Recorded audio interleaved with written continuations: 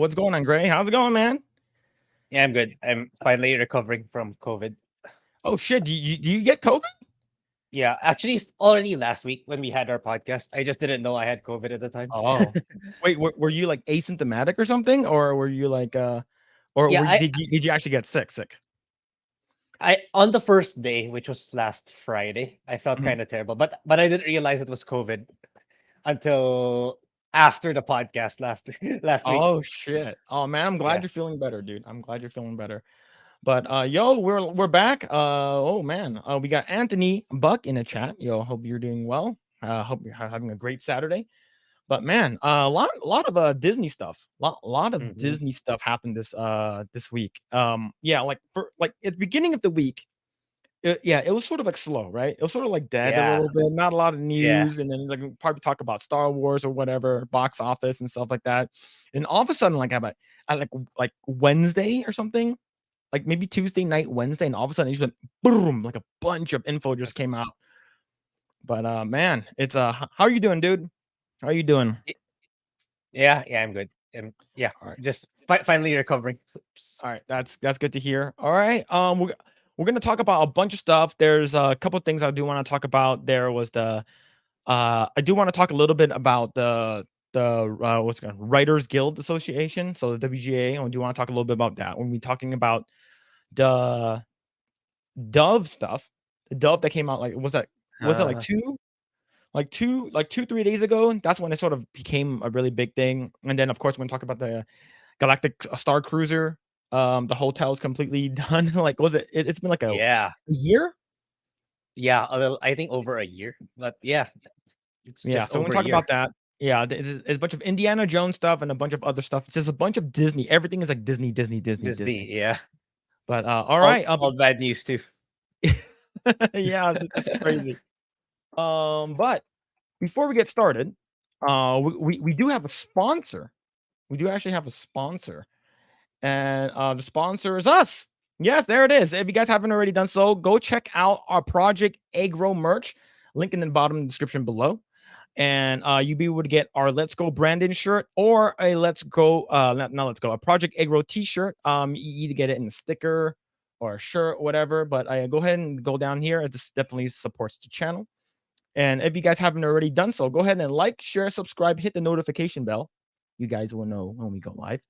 I believe I made a poll earlier, and I asked if we wanted if we should go live on Friday nights or Saturday nights, and everyone was like 80% Saturday nights, and Friday nights are reserved for FNT. I have no problems with that, but I do remember someone mentioned in the poll saying you guys should call it Saturday night takeouts, and I'm like, that's actually pretty good, right? And the acronym for it is SNT. I forgot who said it, but I thought it was pretty cool. If we're in agreement, I'll probably change up the thumbnail and the title and stuff like that. We just call it SNT, but hopefully, we're not like we're basically sort of playing off of FNT, which is pretty funny. But yeah, all right, let's go ahead and get started. So let's go into more of the lighter news, and then we'll talk about the heavy stuff, the big heavy stuff. Let's see, we got that's in the chat right over here. Hope you're feeling better now. Great. I'm sure you got it when you were traveling. Yeah, did yeah. So maybe it's like it was in your system or something like No, no, that. no. I got it from my dad. I got it from my dad. Ah, okay. See, all right. So Because if it was when I was traveling, you probably would have gotten it, but you didn't. yeah, true, Yeah. true. But I'm glad you're feeling better. And all right, so let's talk about these lighter topics.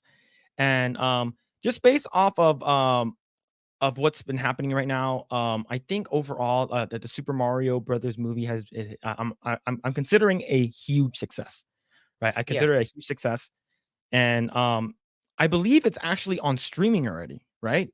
Yeah. Yeah. That's actually, in my opinion, I think that's a little early. Like, it's only been in the theaters for, like, a month or so? Yeah, I Maybe think it's a little early. maybe it's the Nintendo logic that once it's out of the theaters, they want to keep the ball rolling. So go bring it up already right away. Maybe that's the mindset. I'm not sure. Yeah. It's, like, even faster than, like, a lot of the Disney stuff, right? Usually, Disney Yeah. has their stuff in the theaters for about 3 months, and then it goes on to, Disney Plus.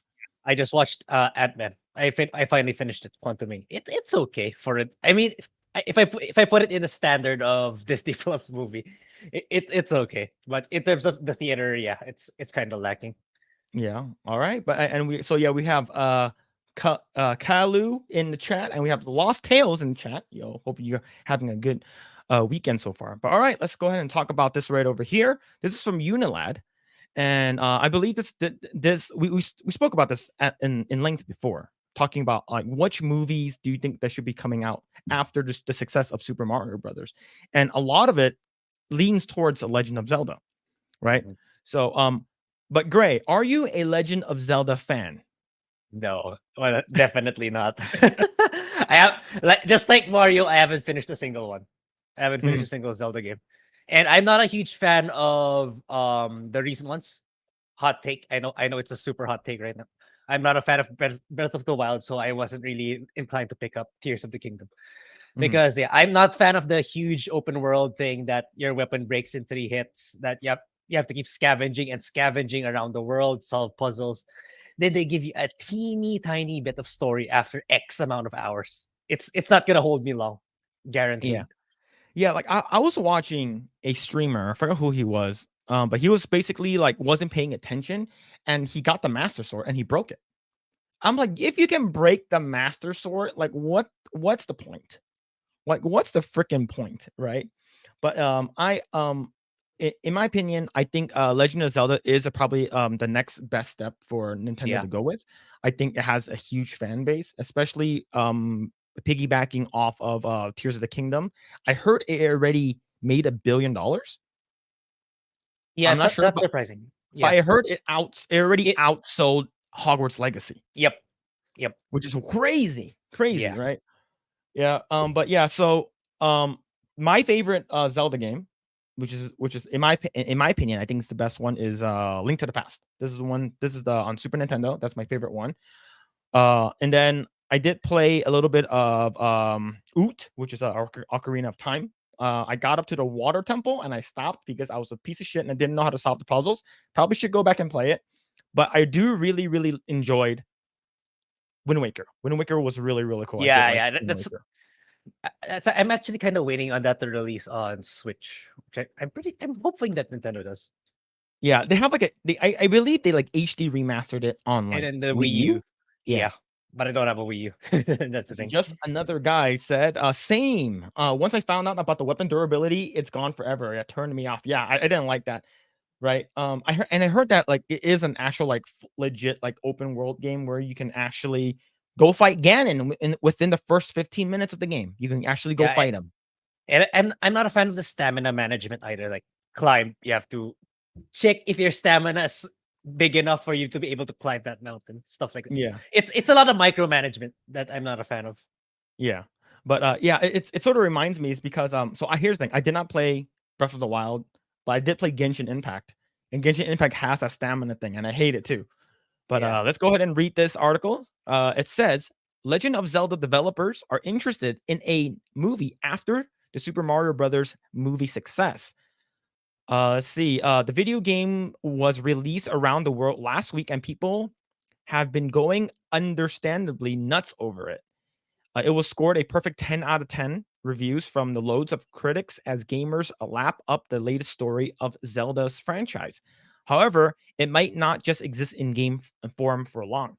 During an interview with Polygon, producer, this I'm assuming is Eiji Aonuma, and director Hidemaru, Fujibayashi, were asked whether they like to have a Tears of the Kingdom chucked on the big screen. I'm gonna stop right there. I don't think Tears of the Kingdom should be like in movie form. I think it should be like an older one, like a simple, basic like Yeah. Zelda game. But Agreed. let's continue. And no, we don't mean hire out a whole cinema and play the game, even though that would be awesome.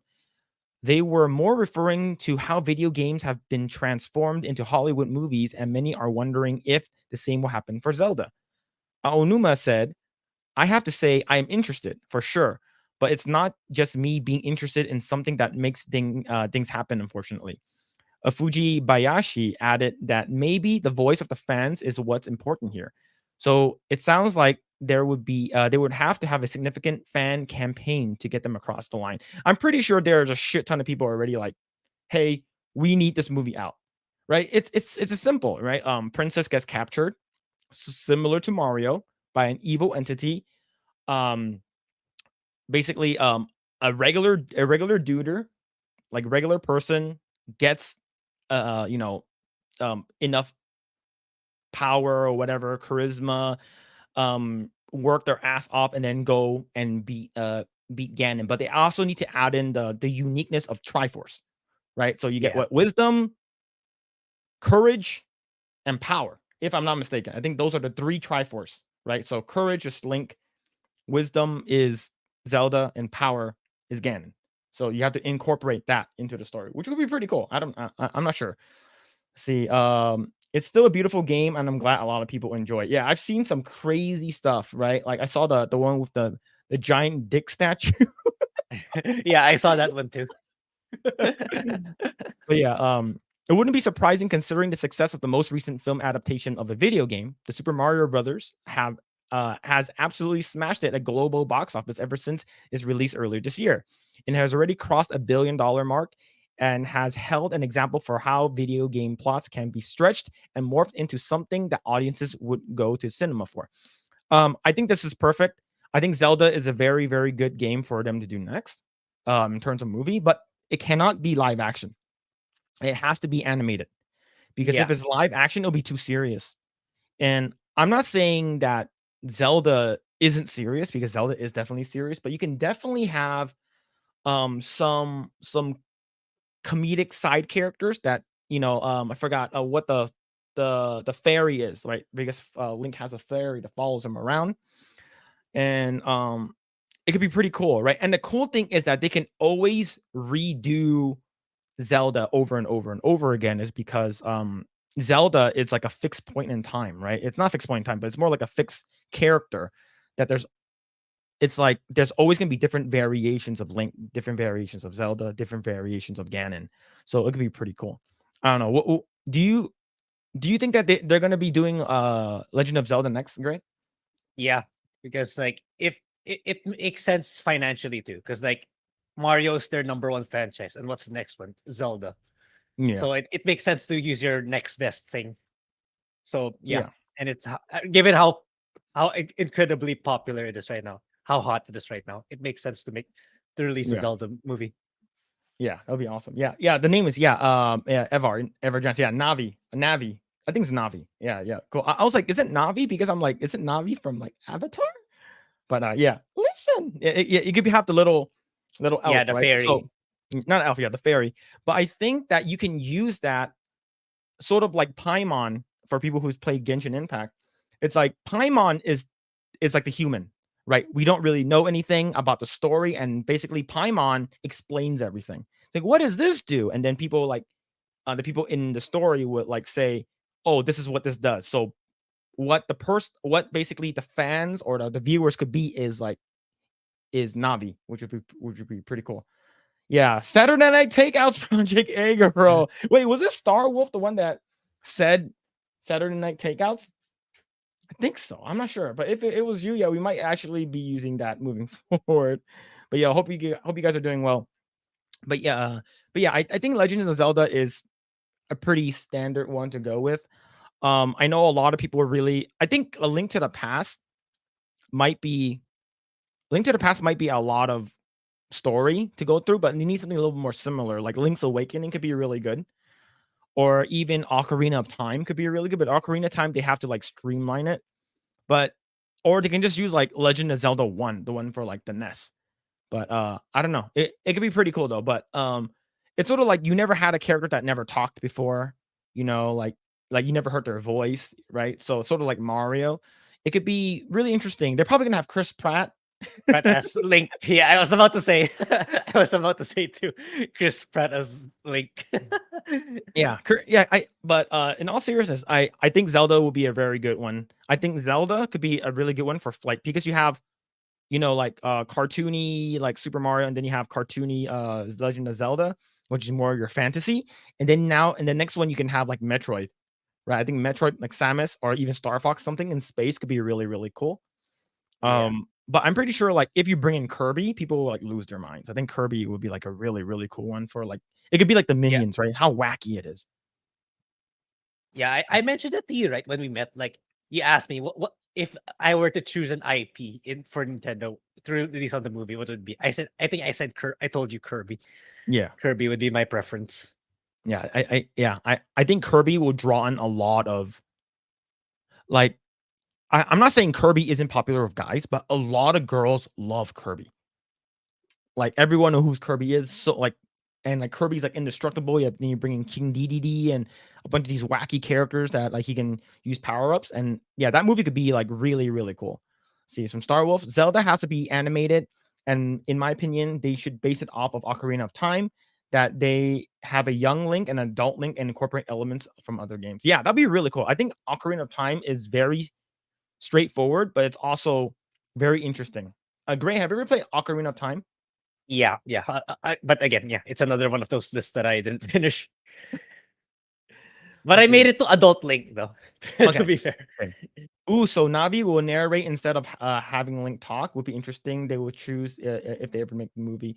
I think they have to have Link talk in a way, but Navi could Yeah. be like the stupid one, right? It's I'm not sure if they're gonna like that, but like it could be like sort of like, oh, what's this? What is that? It's like, or or maybe like Navi could be like the one who's like very very well versed in the universe or something. But yeah, it would be pretty cool.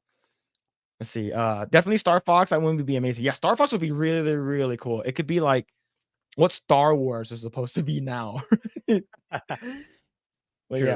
yeah, I'm definitely looking forward to it. If this is the case, I heard they are making, if I'm not mistaken, I think I watched from Park Hopping from Geeks and Gamers, and I believe I think Krista or Jay mentioned that there's a Poseidon area or something like that, or like the King Trident area in Islands of Adventure that they're taking down, and I heard they're actually making Zelda's castle there. So I'm Oh, not nice. sure. That could be really, really freaking cool. Yeah.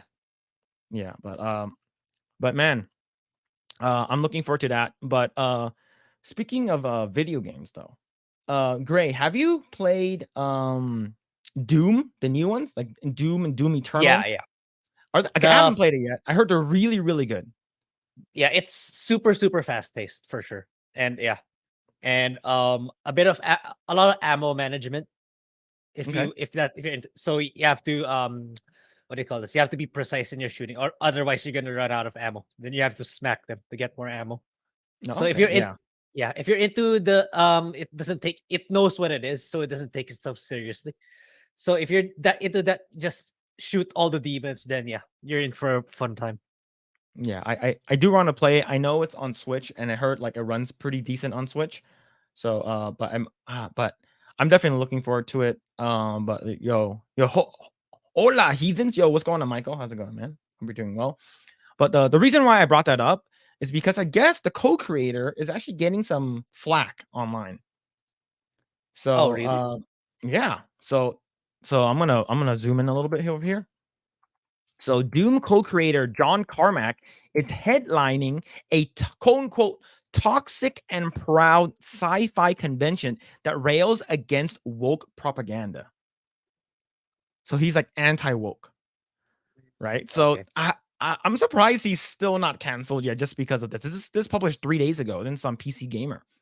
Carmack heads a list of guests at upcoming event that bill itself as sci-fi convention for people who are tired of woke propaganda.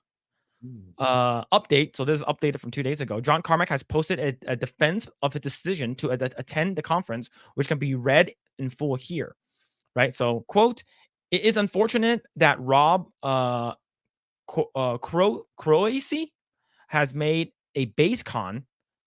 It's called Based Con. That's Yeah, amazing. yeah. I think I read that somewhere. Maybe on Twitter. Yeah, yeah. It's called Based Con. That's awesome. Has made BaseCon so intentionally provocative. I told him as much after the event last year. I felt a little uncomfortable.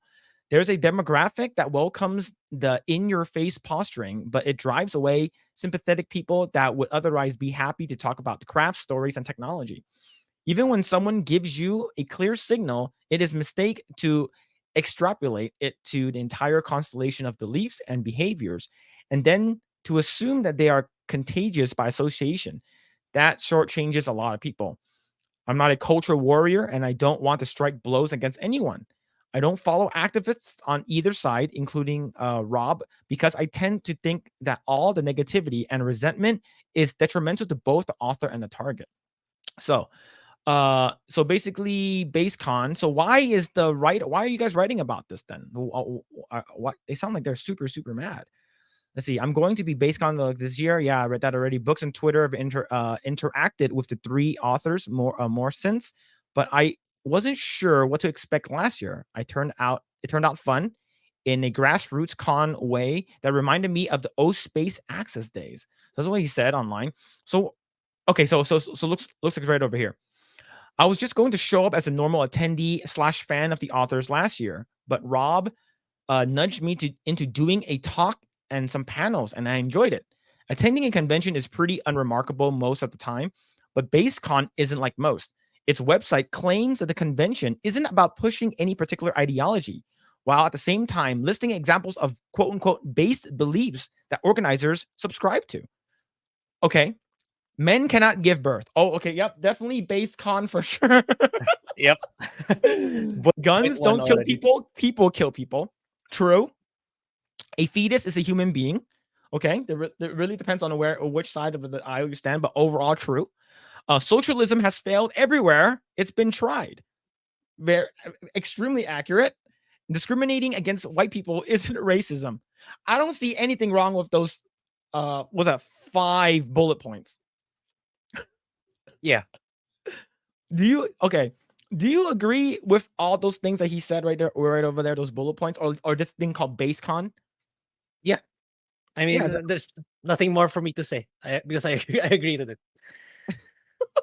the website complains that while quote sci-fi cons used to be a lot of fun, in recent years they have been dominated by a small clique of authoritarian jerks who made them into venues for pushing social justice dogma. The influx of people who shut down any opinions that didn't align with their progressive orthodoxy, as BaseCon site puts its led to controversies like sad puppies, an effort to push right-wing authors on the top of Hugo Award voting and outside the realm of sci-fi conventions also helped trigger the misogynistic harassment campaign Gamergate, got Gina Carano fired from The Mandalorian, and drove the push to get critical race theory and other social justice garbage into schools. I want to go to BaseCon. Yeah, kinda. Sounds All like right, my so kind of thing too. all right, so I actually so speaking of that, I actually pulled up the website. So it's actually a thing. It's called basecon.com. So this is the about. So it talks about what is BaseCon, based on an annual science fiction fantasy convention. Is how is BaseCon different from other cons? All right, conventions, a lot of fun where people of all colors and creed get together and talk about what they learned about science fiction and fantasy books, games, movies, and TV shows. Okay, inclusiveness, right? So let's see. In the name of inclusiveness, shut down any opinions. Oh yeah. So basically talking about these other conventions where like if you go to them and you're a particular person, you get banned from them. Yeah. Yep, there it is. These 5 bullet points right over here. And what kind of events will be there, full schedule, blah blah blah. I think this is really cool. Yeah. I want to go actually. Let's see. Let's see. Where is it? Schedule. Okay, so BaseCon schedule. Please be back. End In of June. June. So yeah. So presentations. Let's see what we have. We don't have anything, but I guess this is new. Let's see. Oh, so right here, full schedule. BaseCon 3, September 8th to September 10th. I'm just gonna see what. Okay, so confirmed guest John Carmack, which is co-creator of Doom Eternal. Doom. Yeah. Blaine Pardo, Travis J.I. Kokorian, Robert Corsi, Rachel Fulton Brown, and more. Full list links in bio. Oh, that Eh, That's pretty reasonable. The cost. I'm reading ahead. I can see No, the two. cost Oh yeah, right here, $239 for inclusive of 3 days. meals and Includes snacks. 6. Oh, that's actually pretty. That's Yeah, pretty yeah, cool. yeah. It's not. It's reasonable. It comes with food. I like it. Okay, let's say so. Here are the. Okay, so you have John Cormack. So let's see. First person shooter exemplified large, hugely success games such as Doom and Quake. Okay, that's pretty awesome. And who do we have here? Travis. Let's see. What has he worked on? Let's see. People's Republic and managed to bribe his way across the border. Now he resides with his wife and dogs in a 56-acre farm in New Hampshire. Okay. Mm. That's pretty cool. Okay, Robert Corsi. Let's see. Home and Amway Corporation, Gerald F. Ford Museum. Okay. I don't know any of these other guys, but I do. Okay, so Fox News guy. Uh, okay, so a bunch of people, a bunch of other people I've never seen before, never heard of people before. I should probably get more culture to see who these people are, but that's cool though. But but he's getting a lot of shit, right? Because John Carmack is pretty. I would say he's a pretty big name, right? Yeah, But the fact that it says, like you said, 6 meals, it comes with yeah, food is I think that's pretty cool. yeah. But man, BaseCon, who knew? Let's see. What's this? Let's see. Men do give birth. I took a baby size dump the other. Felt like giving birth. True, true. Speaking of, what's it called again? There like a South Park episode where like Randy was like he ate like PF Chang's and he got some of that Chang sauce and then like he was like, oh, hot, hot, hot, hot, oh, hot, hot, hot. And he pumped out like a football. Oh, but yeah, BaseCon. True. Yo, Sailor Mercury, how's it going? Let's see. They support real diversity. Yeah, diversity of thought. Yeah, true. Right. I like a lot of these conventions. Like I heard that like even if it's not just like I believe in your cause or anything like that, or I agree that we should have more diversity in these groups, and you're like okay cool, but you have to align with like 100% of everything that they're talking Yep, about, like yep. politics, sports or whatever, like whatever dogma that they believe in, you have to like follow 100%, or you're basically gonna get ousted, right? Like, and that's the reason why, like, a lot of people, I'm pretty sure in Hollywood and a lot of people in animation and games, I'm pretty sure they are like either conservative or libertarian or maybe just or maybe like a Republican or something like that, and they just don't want to say anything. Is because they might get canceled. It's it's wild, man. It's for you, like let's say if do you agree that like if you get canceled, it's you also cancel yourself, right? It's like you say sorry. He's like, oh, I say sorry. Oh, I'm gonna resign from my position or something like that, right? Hmm, hmm. If you were here, Grae, in the States, and let's say if you were like in the, I don't know, the gaming, like you're a writer for like a JRPG company or something like Yeah, that. yeah. Um, like, and someone found you out and said that, oh, you're a Trump supporter or you're a crazy person, even though you're not. Like, would you apologize for having your stance, Nope. knowing that you like no like, and if you don't, you might lose your job, right? Like, Yeah. would you apologize? No, because if it's really what I believe in, then why would I try? Why would I apologize for it? Unless it's really on the more morally incorrect side of the spectrum, then that will get me to contemplate. But if it's just actual beliefs on certain topics, then no, Mhm. I, I should stick to my guns. I'd feel worse if I bow down to the woke mentality Yeah, just it's sort so of I like could, yeah, like just your so I could, principles, right? yeah, I could take the social justice status and people won't try to cancel me anymore. But it's stupid. Yeah, agreed. Let's see. Let's see. So Michael said, "I wish I wish I could stick around, fellas. You're doing good work. We need culture warriors on the right side of things. Project Eggplant. I mean egg roll forever. Yo, thank you so much, Michael, for stopping by, man. Hope you have a good night. Yeah, thank Yo, you. take care of yourself. I see. What's it, Gary? Yo, what's going on? True. I mean, look at J.K. Rowling. She only disagrees with them on one thing, and suddenly she's public enemy number one. True, right? I Yeah, believe like she agrees with like saying that like, oh yeah, there's no reason why Hermione can be black, right? yeah, And like she agrees with like woman needs to get paid more and all this. So yeah, you're 100% correct. Um, the fact that yes, she disagrees. I was like, yeah, because women cannot have penises and men cannot give birth. You know, have safe space for women and stuff like that in the restrooms, and it's and all yeah, like all of a sudden people are just against her. It's crazy. Yeah, never apologize to the mob. Yeah. See, here's the thing. Do you know why? I mentioned this before because if you apologize, it means that you are wrong. It's like, oh, I apologize. That means that you did something wrong. Never apologize, right? Just be like, I'm sorry. I'm just wiping the tears with the $1 billion I'm sleeping on. That's yeah. what J.K. Rowling wrote. Oh man, it's wild, crazy. Yeah. Good for John Carmack. I don't think he should give in to these crazy people. Um, he just wants regular shit to be good shit, like, and I I think in terms of like having like what woke is, right? Okay, Grae, what does woke mean to you? Yeah, inserting virtue signaling and inserting identity politics in our entertainment. Yeah, I've been because some of our videos, like there are people in the comments saying, do you even know what woke means? What's your definition of woke? It's like I explained to them that's my definition, what I just told you.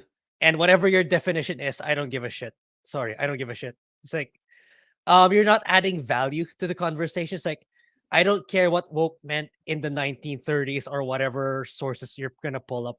It's the point is they're adding these things that um causes their final product to be garbage because of these ideologies, this virtue signaling. So Mhm. what at the end of the day, we just want these to be gone.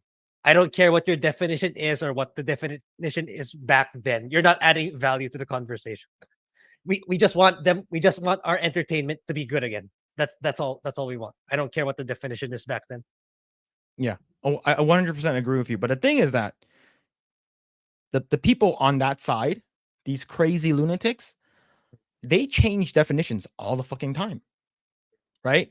It's like you ask them, what is a woman? A woman originally means adult human female, but it says adult human female to identify as a woman. You cannot have the word be the definition. Like, okay, so basically a definition of like basically it's like it's so stupid, Yeah. right? And now they're saying that, oh, this is what I meant. That woke means this when it was created in the 1930s. Like, bitch, it's different now, right? Ideology definitions change. It's crazy how yeah, it's like for me, I think when in terms of being like woke stuff, like I don't really care if there is woke shit. But is the woke shit that you're putting in, is that like front and center? Is that the only thing that like this specific character is about? Are they that one dimensional? Right? Mhm. What like it's like okay, John what was his name? John Kent. Or Superman's son or some shit like that. What is one thing that makes him really, really cool? Everyone said, "Oh, he's gay." What else? I don't know. It's because he's fucking one dimensional. You wrote him as Yeah. a one dimensional character, so it doesn't really make sense, right? Yo, as is a wonky eyebrow. Yo, what's going on, dude? Yo, hope you're doing well. But yeah, it's now tell me, I'm gonna give a quick example here, right? And I'm gonna ask you this question. Give me why do you like Oberyn Martell from Game of Thrones? Uh, because how he was written and how he at the time how he portrayed how Pedro Pascal portrayed the character. Given especially when Tyrion was imprisoned, it's like you didn't see it coming that he was gonna represent Tyrion in so that to prove his innocence in the trial by combat. So it's like, whoa, that's actually so cool. So it's like it's kind of like his demeanor, his backstory, the way he approaches the universe, the Game of Thrones universe as a whole. So basically, the writing of the character. Mm-hmm. Exactly. You listed like how many things, like 4 or 5 things that why you like his character, demeanor, how he was written, right? And then you Yeah. can add on that he's a badass. He knows how to fucking fight. He took down the mountain, right? If it wasn't for his cockiness, he will still be alive, right? But he was overall a badass. He's like, I will be your champion. He's like, he was fucking greatly written. We named like 5 or 6 things before we mentioned that he fucks other guys, that he's interesting fucking dudes. Yeah. Right? We didn't mention that first. It's because he has so many other great qualities before we got to that. Right? Yeah. Lance or Laurel, whatever, fucking Tyrell. So Loris, Tyrell, right? I think that his character went too deep into the gayness. A little bit too much. And he sort of became a little pussy, but before he died. Right? It's sort of like it's like a lot of people's like, if they're like, regular people's like gonna say, like, Game of Thrones is super woke because you have all these women who's like running everything. It's like, bitch, every woman that's in charge by the end of season 7 is because they worked their way there. We never once said it was woke at all. We said it was terribly written and it was rushed, but never once have we said it was woke, right? When you have these one-dimensional characters such as Captain Marvel, fucking Ray Skywalker, which is a piece of shit, and a bunch of these other characters that like, it's because that's what they're known for. It's like, the reason why this character is really really cool because she's a trans character, she's a woman of color or something like that, or a man of color or whatever it is, right? It's Oberyn Martell is a prime example that you don't need to write your characters one dimensionally, right? But it's I don't know. I just brought that up is because I think people need to hear that. It's like, why? Okay, if you're gonna make Jonathan Kent gay, like the new Superman, but what else is he cool about? Why that shouldn't be the reason why his character is that really that really should be cool. secondary or just be in the back end. It's like that's just you wait for people to say it, not become the highlight of that particular character. Yeah, true. Let's see. JC said, didn't Grae K. Rowling write the Chambers of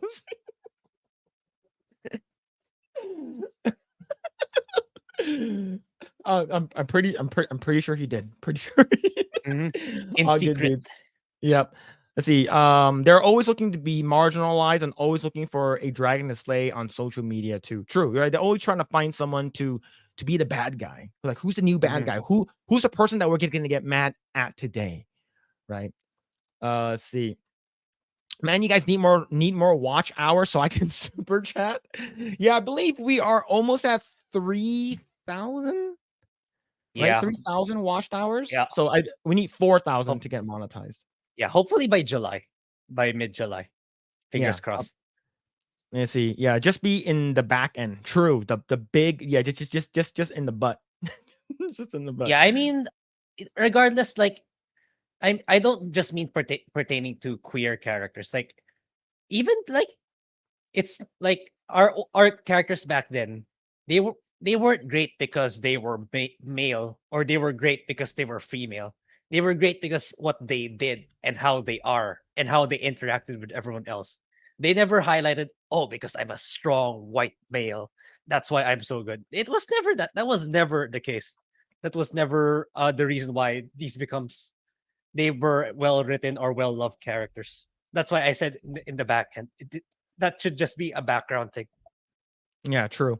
What's it called again? Like, like a lot of people say, the reason why you didn't like Captain Marvel, the reason why you didn't like the new Skywalker trilogy, right? The Star Wars trilogy is because you guys are like, misogynist, biggest, or something like that. But here's the thing.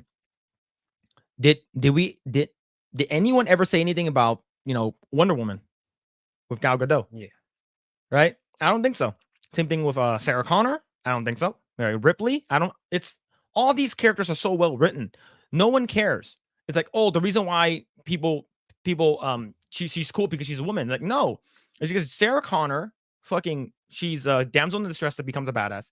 Ripley Mhm. becomes a badass, right? And then she becomes like a super badass in Aliens. And then Wonder Woman she was good, but she's also flawed. And there's actually a story on why people like her, right? So, and then you have Captain Marvel, who's like literally nothing is wrong with her, and she's perfect in any way. And if you want to change her, then you are a bad guy, right? It's what was what's his face? A Jude Law's character basically is like, oh, you got to control your anger. Don't be who you are, it's because everyone's gonna be afraid of you. Don't be who you are, right? And then society is always telling us you should always be okay to who you are, right? So, and if you are against that, then you are a piece of shit. And that's the reason why you have people who are like, well, I'm not going to actually care about audience rating, is because if it's a female led movie, it's probably because they're just review bombing it. It's like, no, I'm pretty sure they have actual reasons why, right? So, let's see. As a walking eyebrow, I say, you will get there, guys. Keep going. It's 3:40 a.m. Holy crap! Where the hell are you? Probably somewhere Here in the I need some UK. I imagine somewhere in somewhere the in the UK. UK. Yeah. So I need some sleep. Be blessed, you guys. You rock. Yo, thank you so much for stopping by, dude. Have a great night. Take care. But man, speaking of terrible writing, uh, I'm so glad that the writer strike is happening right now. You're in the UK. You're in the UK. Okay, makes sense. Makes sense. But I'm actually really happy that the writer strike is happening right now. Yeah, it's like it's this actually gives the companies an excuse to lay off the bad writers, in my opinion. Y- that's my take. Sorry, but that's my take. It's like all those writers responsible for the garbage we're getting right now. Mhm. That's the time to let them go.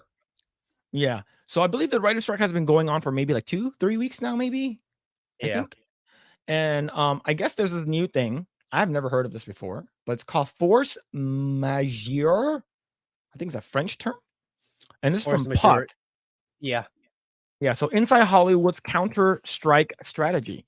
Yeah, so I guess there's a way for I I do believe this sort of what you said, right? It's a good way for them to just get rid of bad shit, like bad writers or like just like bad maybe like IPs that they're working on. Right? Mhm. A candid conversation with labor expert Jonathan Handel about the most pressing issues on the table, from mini room contratemps to how streamers and could leverage a prolonged strike to right size their books. So I believe there are, if I'm not mistaken, chat can correct me. They're striking is because they're not getting their residual money. Yeah, and many other reasons, like they want more regular work, even though the supply of writers is greater than the demand. And a lot, they're demanding a lot of stuff basically. Even though most of them, probably 98 to 99% of them, don't really deserve it, in my opinion. Let's see. This was written on May 1st. Okay. So every 3 years, Hollywood gathers around a bargaining table to negotiate the rules and profit sharing governing the industry's multi-$100 billion spoils. The process isn't always contentious, but this year's round proving highly sticky, with the WGA and Alliance Motion Picture and Television Producers both looking to settle core structural issues in streaming. Oh, so this is streaming shit. Okay. What's on the table? Basic wages increases, of course, mini room working conditions, and downstream residuals. But that's just for starters. With AI coming into the view, the directors and actors guilds soon airing their own grievances. While their contracts are up in June 30th, the writers' agreement expires tonight. Uh, I can't read further because this is a piece of shit website. But the thing is that it's not just the writers now, right? I believe it's moving forward into this one right here, into Deadline. Actors. Yeah, so SAG, the Screen Actors Guild, and AFTRA National Board votes unanimously to ask members for strike authorization. So basically, the actors want to go on strike too now, right? It's like, oh, if the writers aren't getting money, we're gonna have shitty movies that we're gonna be in because of shitty writing. And like you even have like I believe Odenkirk, like he came out. I believe I saw him with like a bunch of other Yeah, people yeah, like protesting, right? It's crazy. yeah. Yo, what's going on, Danny? How's it going, man? Hope you're doing well. Let's see.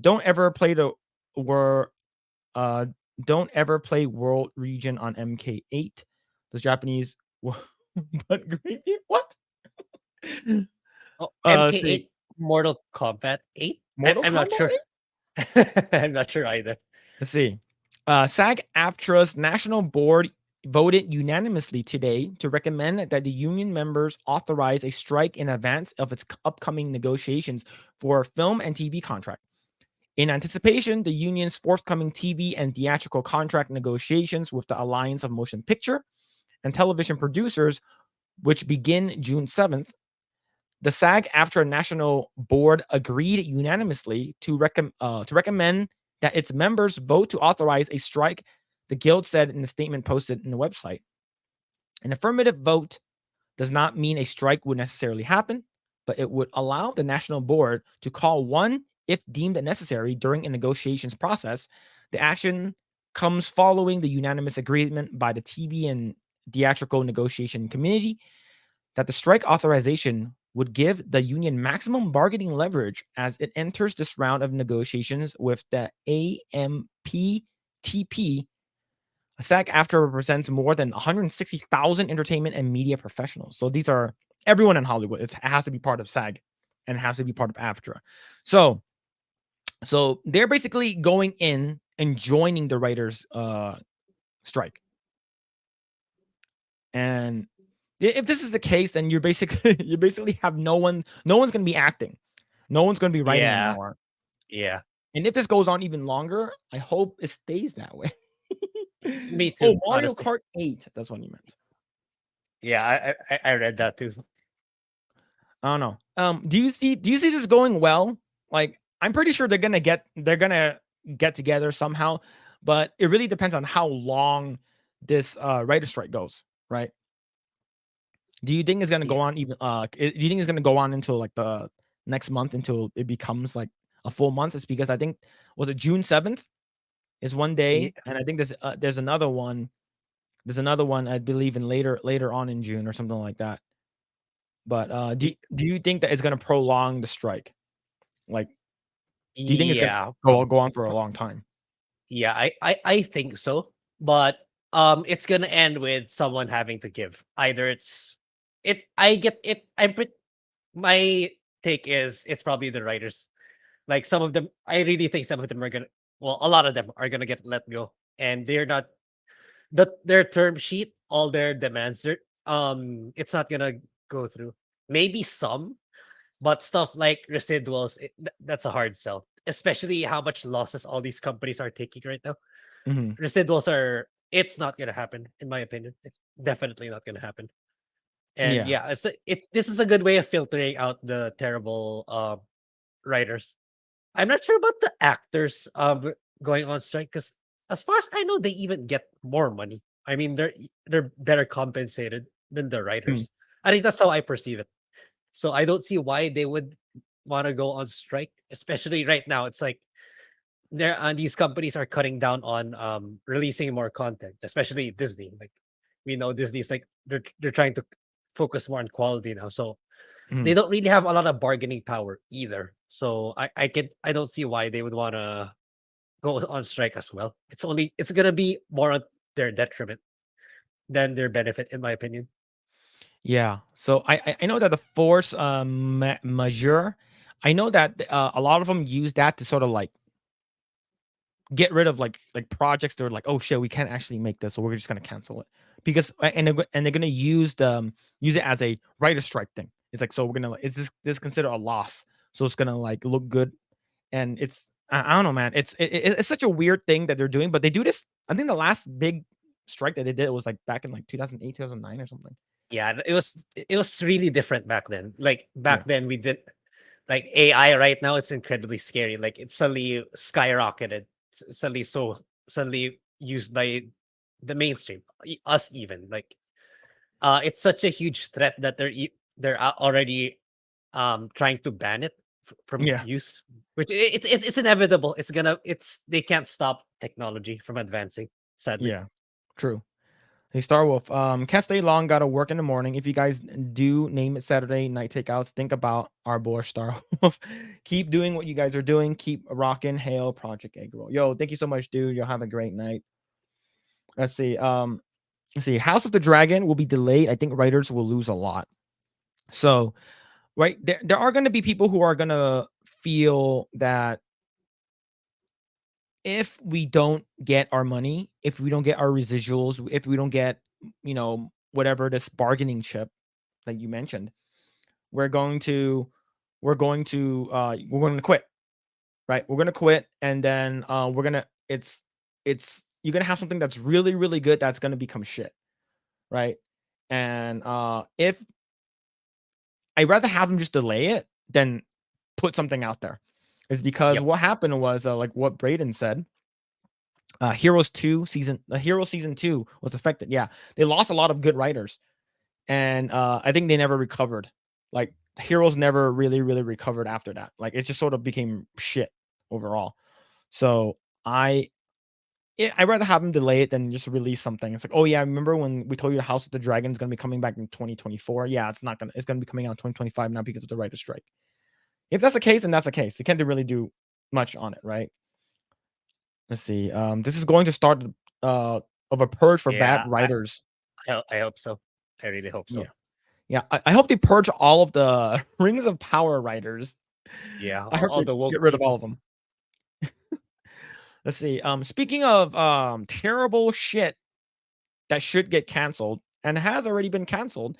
This is from Bounding into Comics.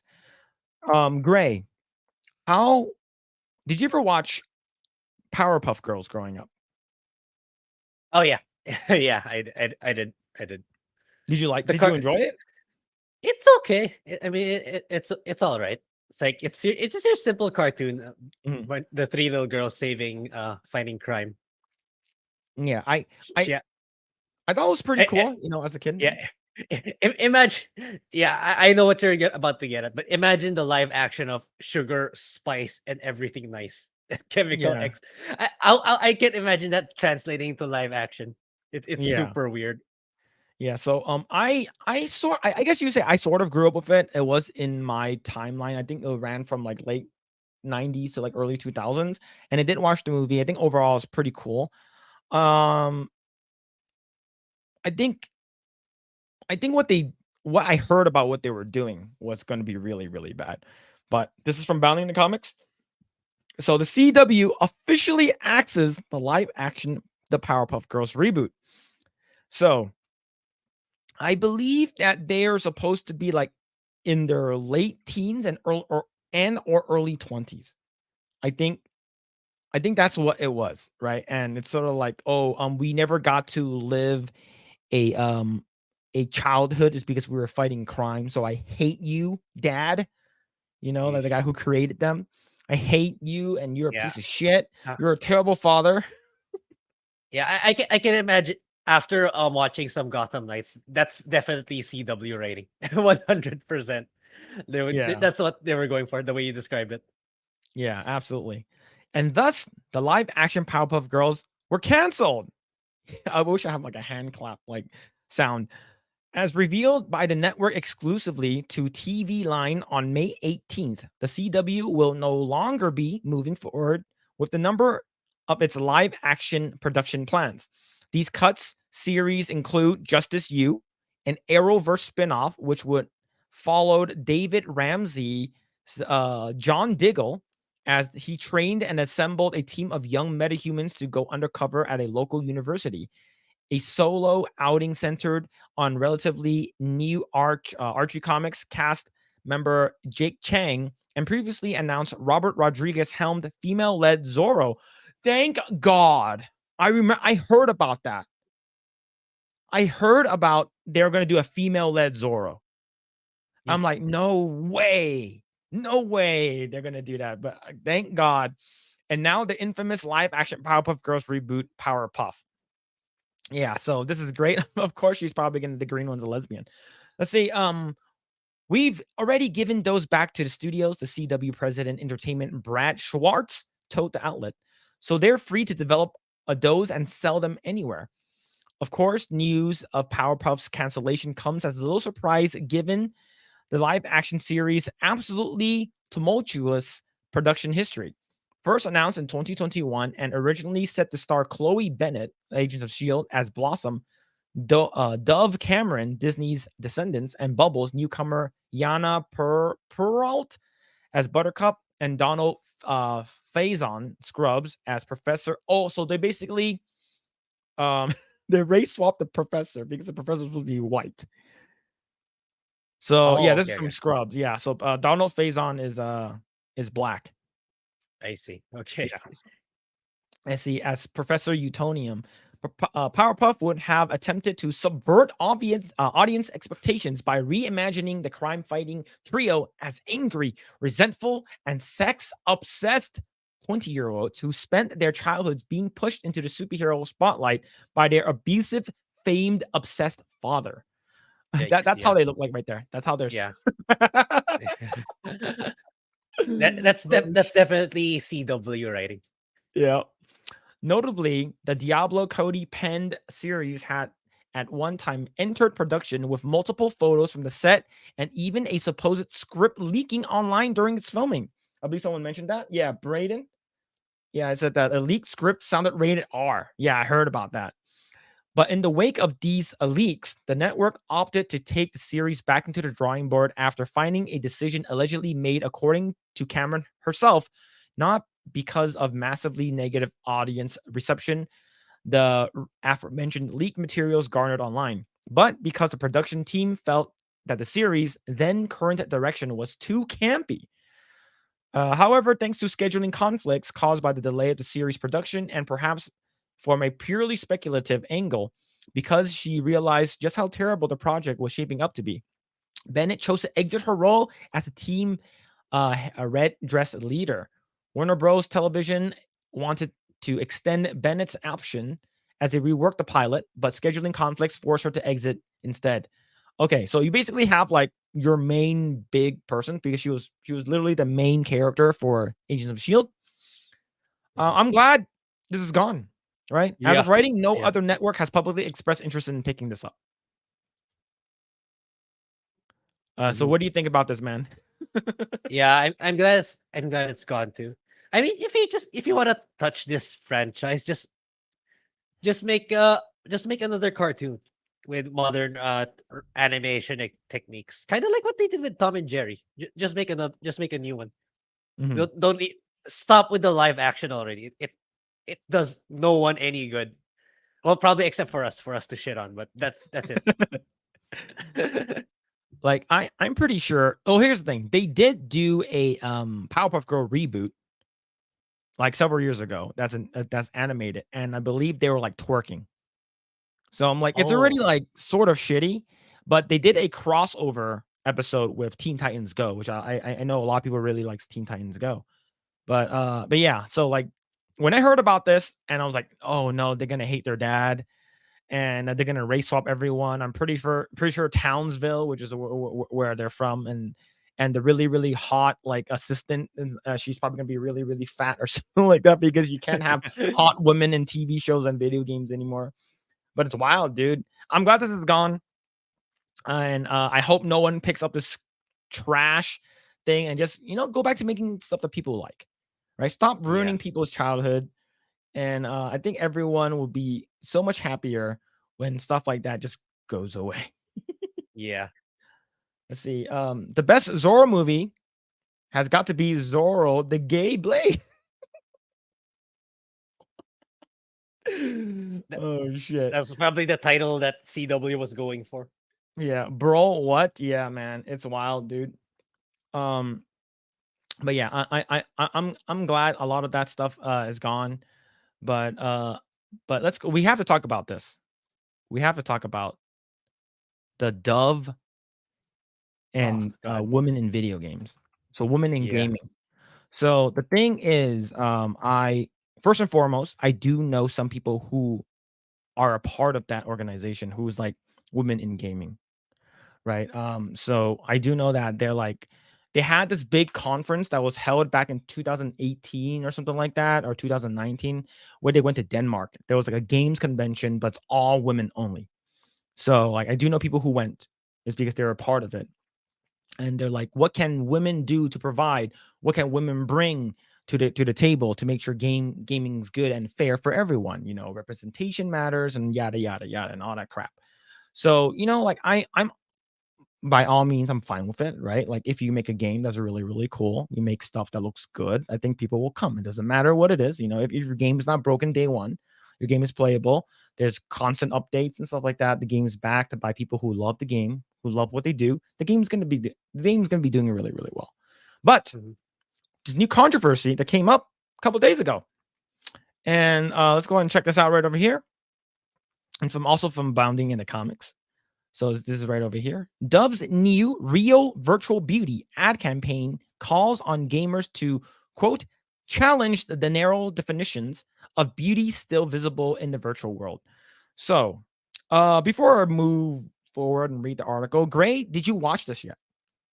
Yeah, I watched it. I watched the trailer. Yeah, Yeah. cringe, absolute cringe.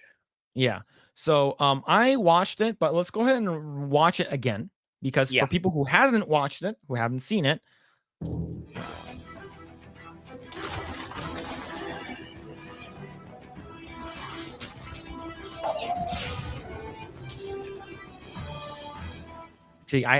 I'm a positive. I have no problems with that, right? I'm like, okay, cool. It looks like a video game. Okay.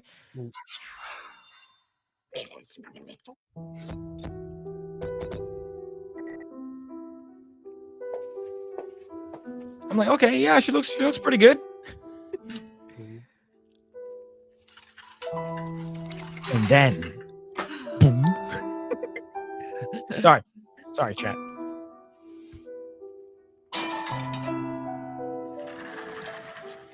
Oh man, there it is. There it is. That's why you all came.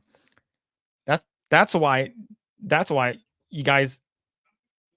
That's the reason why you guys is this image right here. It says a lot, and I think it's I don't know. I think the message is trying to put out. I think there's a positive and a negative here, but I don't want to. Yeah. Yeah, The yeah. Go ahead.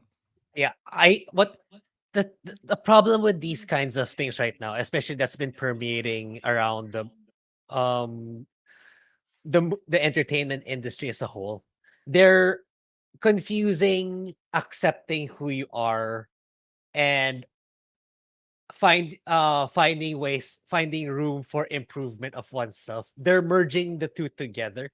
So it's like accept who you are so you don't need to improve, which is wrong, which is what these kinds of things are pushing for. It's like, yes, I get it that you should belittle these people who are, I don't know, plus size, who are above average in weight. But at the same time, you know that it will be better for them if they try to improve, like get more exercise, be more physically active for their betterment. So this is the opposite of that. You're pushing them to be. It's okay to be not healthy.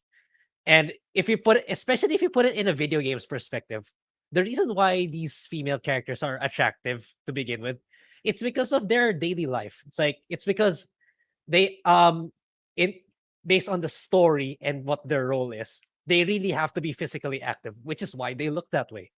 So I can you imagine a plus size person climbing up Mount Everest? No, right? So, yeah, of course you have to be physically fit. You have to prepare to be able to do something like that, or to be able to be fast and agile. It's not gonna work. It's gonna be tougher for them. Whatever the narrative they're pushing here, it's Mhm. it's gonna be even tougher for them in a video game space, especially in gaming. It's super easy now to for just one guy to make a game, unlike in the movies where it costs a lot of money to bankroll it, to release it in the screen. In video Yeah, games, you're competing against so many people. Like literally a dude in the basement can compete against big companies now. So yeah, it's an uphill battle for these types of campaigns. true. True. Let's continue the video.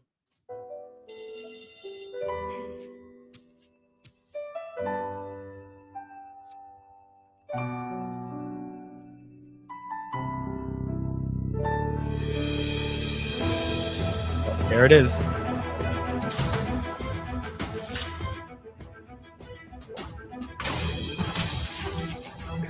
Okay, what it says here.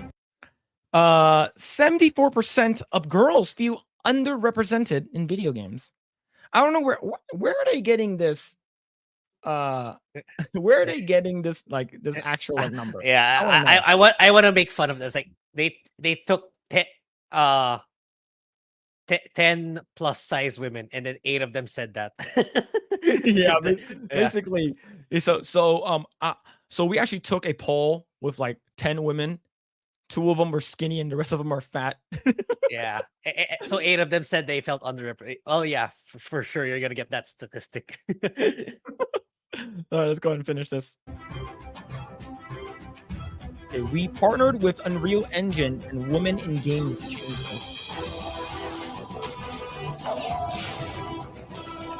Yeah. Can you imagine a plus size character? Imagine a dragon is about to breathe fire. Are they gonna be fast enough to be able to dodge it? It's like it doesn't work. It's not gonna work, man. So here's the thing, right? Like we talked about this at length before. Like we don't play video games or watch movies just because there's an Asian person. We don't go to like how people in the chat, like how many of you guys, it's like you see, let's say you're black and you go to a movie, it's like, oh, the reason why I went to go watch this movie is because it's black. Or the reason why I'm playing this game is because it's black. Oh, the reason why I play Rufus in Street Fighter 4 because I'm fat and that guy's fat, so I want to play a fat character. It's rare that happens, right?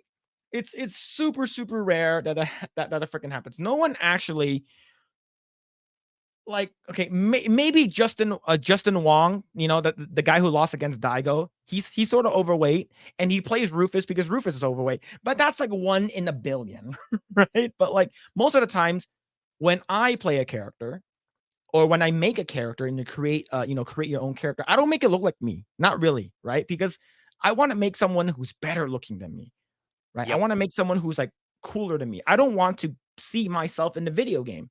That's not the reason why I bought a specific game. That's not the reason why I play a specific character. I don't play Fei Long because he's Chinese. I don't even play Fei Long. I play Ryu, right? Yeah. Oh shit. I don't know, but let's go and read the article.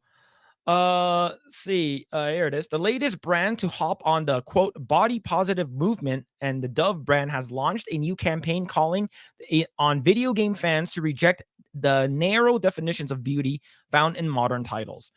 So the thing is that if you have, I'm pretty sure this has happened before, but like I don't see a lot of it. A lot of stuff that you see on like the video game covers, a lot of time they're not like unattractive people. They're always somewhat appealing, correct?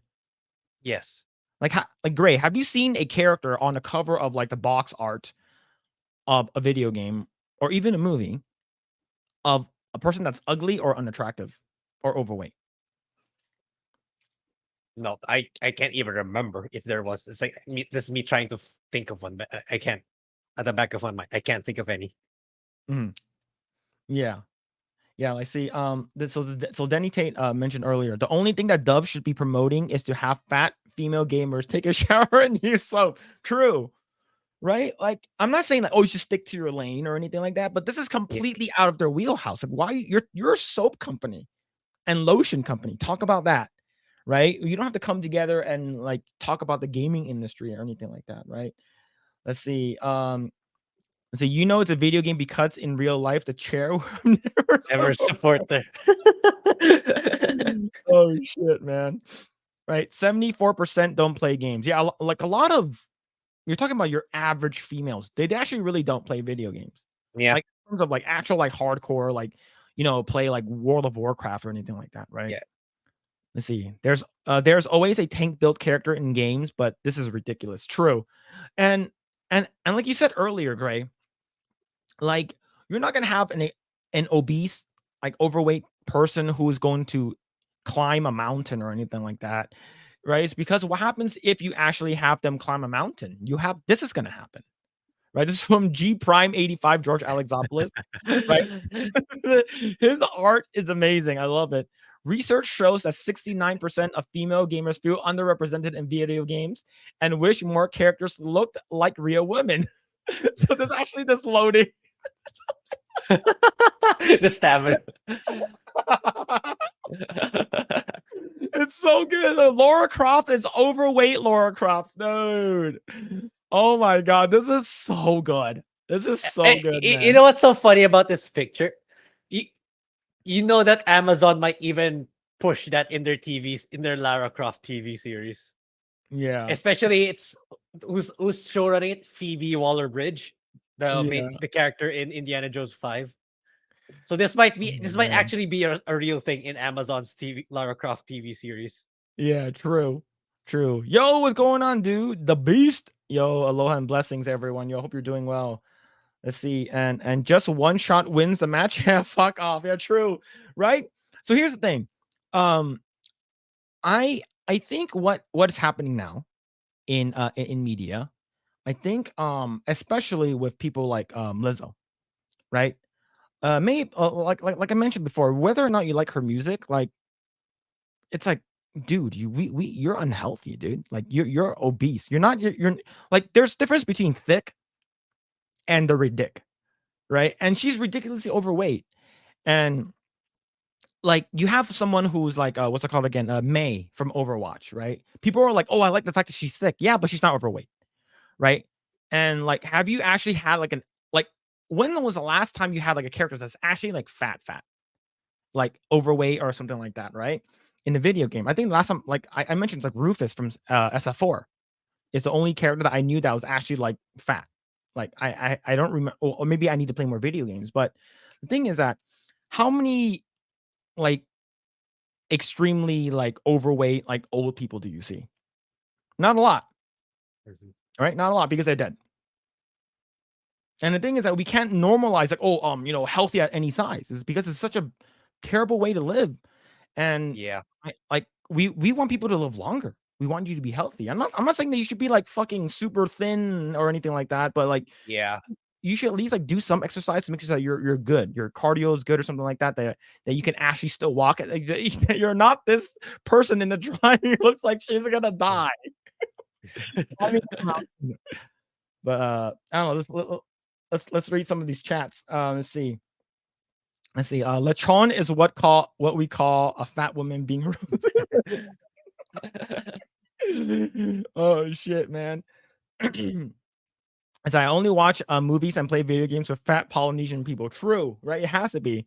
It has to, it has to be. The inclusion has to be there for the video game to be good. Yep, true. Let's see. Are we sure she wasn't hired by Dove Chocolate? Oh yeah, Dove Chocolate. Oh shit, different company, but that's freaking hilarious, dude. Let's see. Hong Kong cinema and martial art movies in general are crazy popular in Latin America. Yeah, I know like a lot of people love like Ip Man. Like a lot of people like always people are talking about it, but that's cool though. Yeah, a lot of people like that kind of stuff. Let's see. Same here. I'd rather play a character I want to be like or who I find as an appealing design. Yeah, I remember I had an argument with a person online talking about Shira, and I'm like, she looks ugly. And then she's like, "How dare you? You're being a racist bigot person because you're afraid of strong women." It's like, no, bitch. It's like if you're trying to sell toys, she has an ugly face. No one's gonna buy her, right? And the thing is that if you have a video game cover with these people on it, it's like, oh, I want a person. Look, it's fine if you have a person who's Down syndrome, you have a person who's on a wheelchair, person who's fat, person who's black or whatever. Like if they're not gonna look good, like no one's gonna buy that game. Yeah. I'm just calling it like I see it. All right. I'm not being mean or anything. It is what it is. And it shouldn't be how it is, but it do. Right. It's crazy. Like true, I'm black. I always play Guile. Oh, Guile's good, man. Guile in Street Fighter 4 and Street Fighter 5 is really good. But yeah, dude. Let's see. Dove is just happy you're not Googling racist. Right? Let's see. Blanca was my guy in Street Fighter, but I mess people up with Chun too. Yeah, not a green or a woman. Yeah, exactly. Right. Man, I used what's it called again? Sagat. I'm not a fucking 7 foot like Muay Thai like king or something like that. Yeah, I exactly. I don't have a giant cut on my freaking chest. I'm not, I didn't lose one eye. It's crazy. Right. And this is what they're saying. How we're making virtual beauty real. We're on a mission to challenge and exchange female representation in video games and help make gaming a positive space for women and girls. Dove is entering the world of gaming with the global launch of Real Virtual Beauty, a series of commitments and challenging the representation of beauty online and changing education for self-esteem in the virtual realm. Oh man. Uh yeah, so if you are gonna do some game stuff, no one's gonna buy it. Hands down. I think it just no one's gonna care. Like you probably have these activists, like healthy at any size. We already have people who are on like TikTok or like Facebook saying that if you work out, you're considered fat phobic or you're a racist. It's crazy. Yeah, Yeah, they're that's basically saying insane. that working out and being strong and or you just working out to just to be healthy, not like you're buff or shredded or anything like that. They're saying that Yeah. that is you're fat phobic is because you don't want the fat in your body. It's like what the like. And then of course you have a freaking this gargantuan size of a woman who's saying that she feels like this airline is like is because her giant ass can't fit through the aisle, so she has to like walk sideways. I was like, oh, I'm so sad that they're not like accommodating my giant asshole. I'm like, bitch, you are like Jabba the Hutt, like you're huge. It's are you insane? I don't know, man. Okay, here. Before I get too angry, do I sound like a piece of shit right now? I, am I am, No. am I sounding It, unreasonable? you're like it's much needed pushback right now, given all this ESG stuff coming in at the same time. Like, Mhm. yeah, I noticed the trend that it's coming across all industries now. It's like BlackRock handing that cash to all these companies at the same time. Okay, keep pushing the woke, keep pushing the woke. It's like, yeah, we have Miller, you have Bud Light, now you have this. So I'm expecting in the coming weeks more of them will start to emerge as well in all Yeah. forms. Oh man, it sucks. Let's see. Yeah, I don't get the body positivity thing. You tell a woman that she looks like Lizzo, she gets offended. Yeah. So here's the thing. Here's what I want people to do, right? Imagine it's like, hey, Lizzo's beautiful. It's like, all right, so if you see a friend who's like sort of fat, it's like, hey, you sort of look like Lizzo. And if they get pissed off, it's like, hey, you're a racist, right? Or if you see a woman and you're like, hey, like you look like you remind me of Dylan Mulvaney. You really look like him. And it's like, how dare you? It's like, hey, are you a transphobe? The hypocrisy is endless. Let's see. Yeah, Unilever owned line of hygiene products first took a stand against overly sexualized women in video games on May 11th with the unveiling of a new commercial in which they called players to eliminate stereotypes and build young players' self-esteem and body confidence. Shared to the public via the official Twitter account for advertising the marketing-centric news outlet The Drum, and developed a collaboration between Dove, Epic Games, Unreal Engine education team, and the Women in Games activism organization. The ad in question opens with an establishing shot of the battleground littered with dragon bones. Right? See, this one was over here.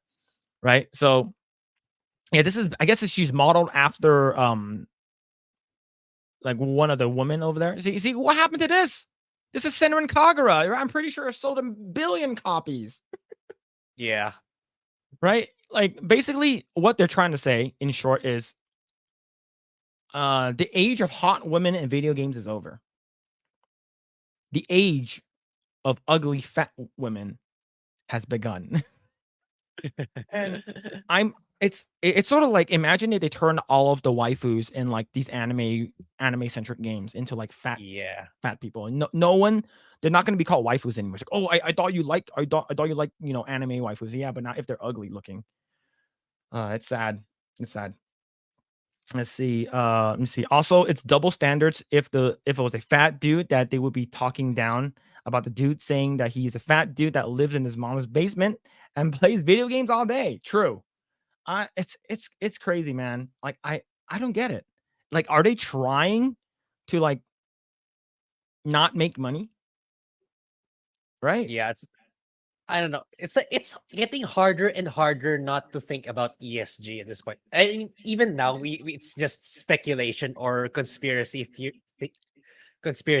But I mean, you have to think why. If like, why would they go so far as to like upset their core audience just so to push this ideology, right? Like, Mhm. it has to exist behind the scenes at this point. You have to. It's like BlackRock really pushing all that ESG money so hard up these Yeah. companies. It's like they're saying, "Oh, that's a lot of money." Okay, it's like for these in the minds of these companies, like, "Oh, it's free money from BlackRock. Okay, let's do it," and without thinking about the repercussions of what will happen if they push for it. Yeah. And the thing is, like the video game 10 years ago versus video games where it is now, the like it's making a shit ton of money. There's so much money in video games now, especially in the past 5 years, I would say. And like it definitely shows in when COVID started, right? Everyone started playing video games, everyone started doing stuff at home now. So it got crazy. Right. So fat women are women, but fit women true. Yeah, basically, yeah, women have penises. Yeah.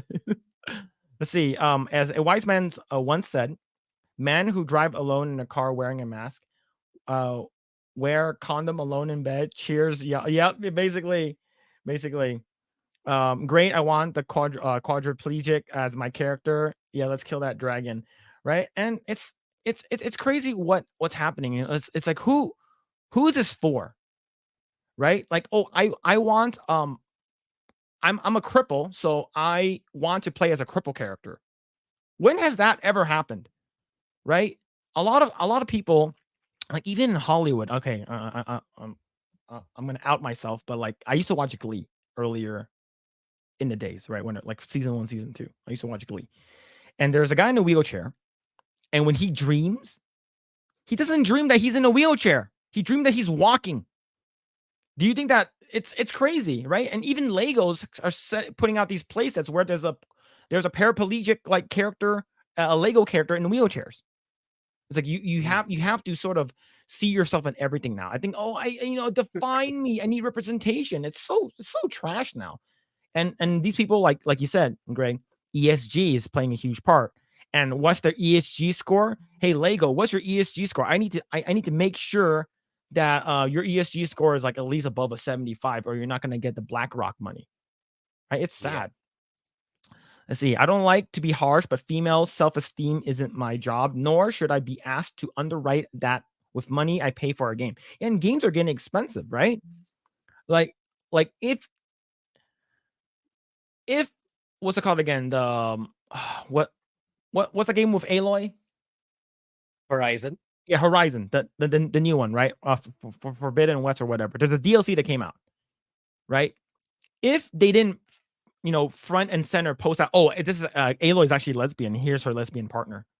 No one would have gave a fuck about it if it happened in game. But the fact that you're pushing that, it's like, oh, the reason why the DLC is good is because there's a lesbian. She's a lesbian now, officially. Wait, did Like they? it's Sorry, I didn't really follow that story. Did they really market it that way?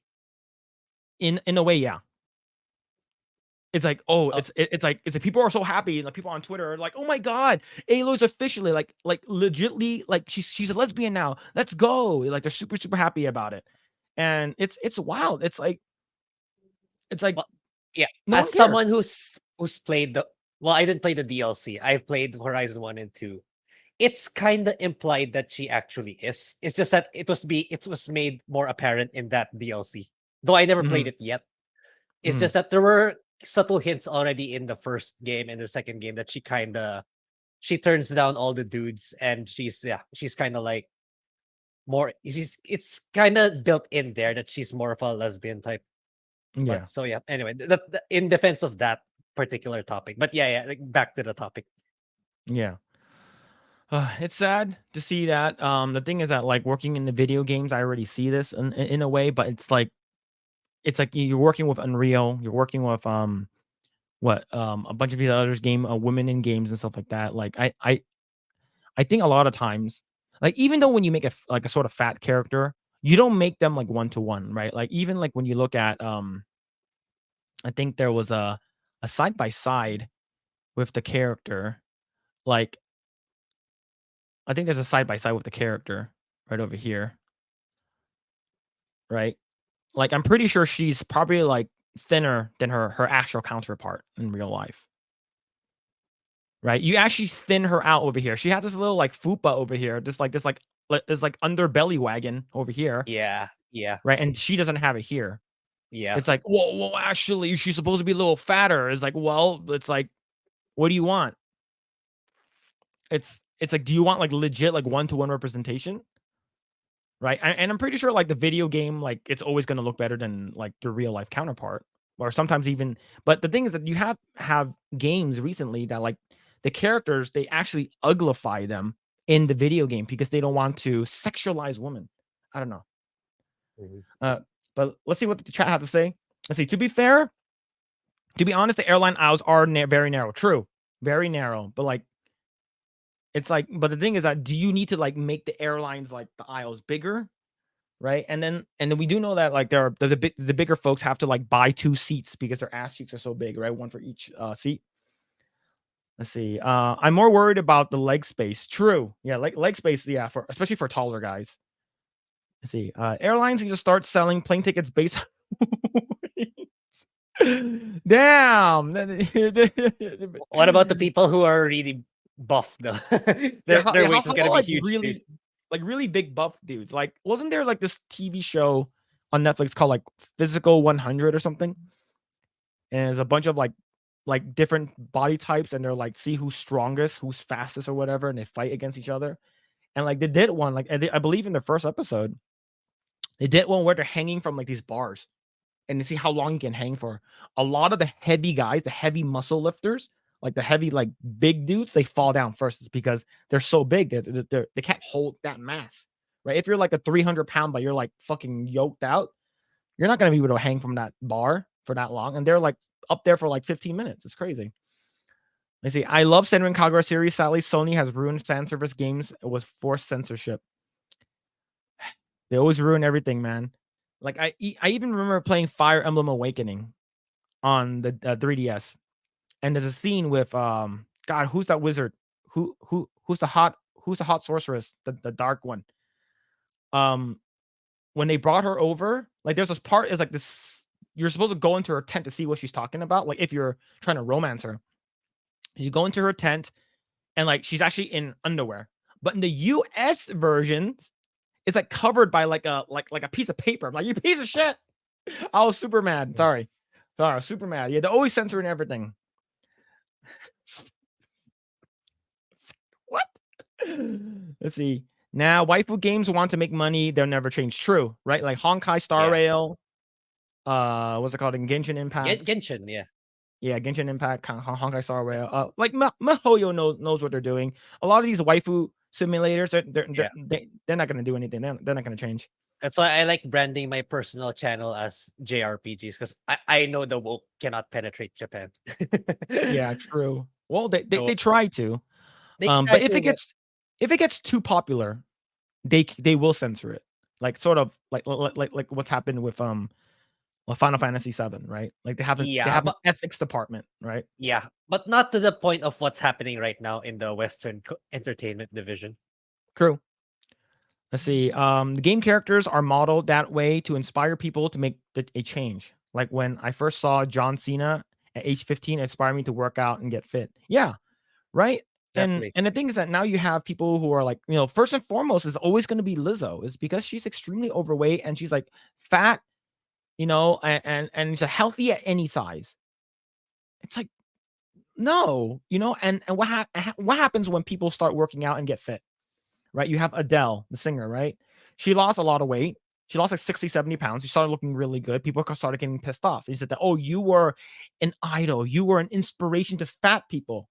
How dare you lose weight? And then Rebel Wilson, right, the British comedian, like she lost a shit ton of weight and she looks pretty good now. And then people are like, "Oh man, you are my idol. You what happened? You're a piece of shit now because you lost so much weight." It's like I'm trying to make sure my life, my lifespan is long. I don't want to die, like and a lot of cancers and stuff like that. And study shows it's lead to obesity. It's it's sad, right? Let's see. Y'all remember Dead or Alive Beach Volleyball? Nobody played that game nobody played that game. People played that game for gambling. People play that game for the gambling, right? Not because the tickle bitties. Great. Did you ever play DOA Beach Volleyball? I've seen footage, but playing it, not really. Let's see. Some Gonzo. If all these people really supported each other, then they should make a ton of money from these games, but I would doubt it. Just like women's sports. True, right? Like this is 100% on the mark here is because the WNBA is subsidized from the NBA because the NBA makes so much money. So let's say the NBA, random number like $1 billion. They take 10% of that $1 billion to fund the WNBA. But the thing is that I believe I was watching like I think like a WNBA like sitting around like with a bunch of like NBA stars. Like I think she's talking about like why don't we make that much money? It's unfair that you make $10 million or $5 million a season and I only make $100,000. And he's like, dude, we subsidize to fund the WNBA, but if you guys can actually bring asses in seat, then we'll pay you more. But and the thing is that the people who should be supporting the WNBA, people who should be supporting these women ran video game companies or women, corporations should be women. Right? You guys should support your own kind, but no, you guys what would you rather watch? LeBron or some person that you don't even know? Brittany Griner or whatever her name is, right? Who would you rather watch?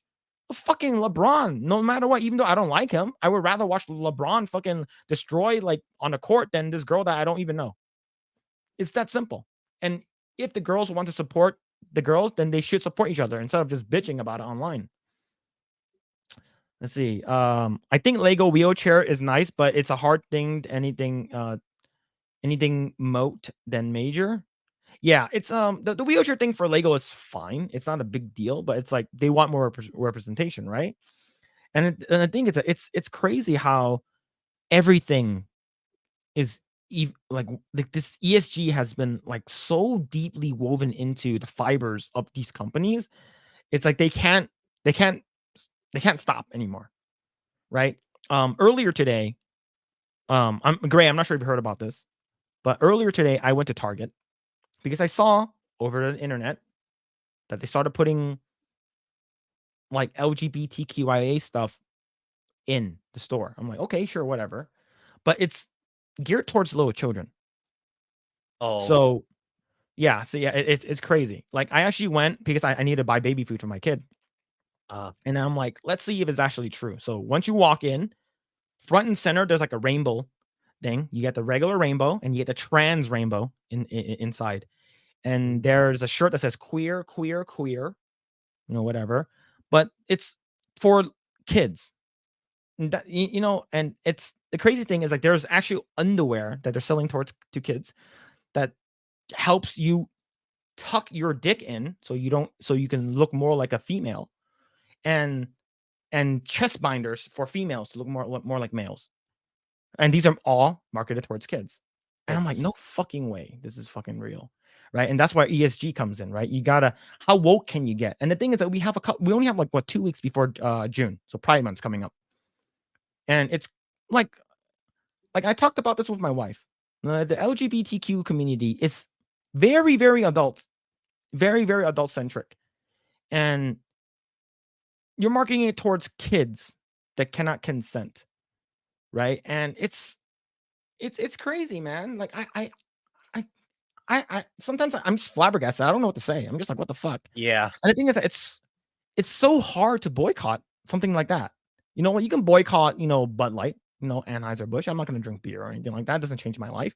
But going to like a convenience store that you always go to, like let's say like you go to a Walmart or something, you go to a Target, whatever it is. It's such a big store that sells everything else. You can't. It's like, how can you boycott that, right? Because Matt Walsh says, we should boycott Target. How the fuck are you gonna do that? It's so fucking hard. And the thing is that sooner or later, Grae, and let me know if you agree, it's gonna be in everything, right? Yeah. It's like, okay, if I'm not gonna go to Target, I'm gonna go to Walmart. Walmart's gonna have that shit too. And then eventually I can't go anywhere. Because Amazon, Yeah. I'm pretty sure, sell these shit too. Yep. What, do I not buy anything? Do I just make everything myself? Because these people who are in charge, they own everything. It's sad, man. Definitely very sad. Let's see. Go ahead and continue reading. I don't mind Aloy being gay. I'm more annoyed that they made her design ugly in the second game. Yeah, I believe they aged her up or something like that. I believe like Melanie Mack talked about it. I believe like the lesbian partner, like she looks really pretty in real life, but they uglify them in a post-apocalyptic world. But then I believe the person who actually played the girl responded back to Melanie and said, "Where Yeah. can I I think she find makeup in post-apocalyptic world?" Right? Yeah, I know she kind of lashed out at Melanie. I read about it a little bit. Yeah. Gorlak, Gorlok the Destroyer. Oh shit! Let me find. I let me find something. It's what's it called again? A friend sent it to me. Let me see if I can find it. Speaking of Gorlok, oh shit! I was laughing so hard, dude.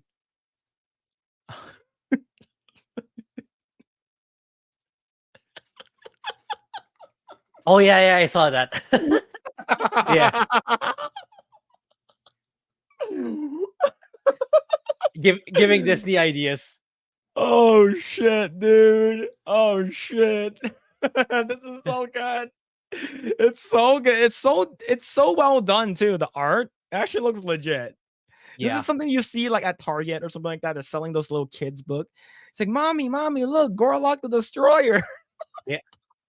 And what makes it even funnier, it's something that you wouldn't surprise you if Disney actually releases something like this nowadays. Yeah. I can definitely see something like this, man. Yeah. Let's see. Dubs should have their fat women models in Mawashi. Sumo.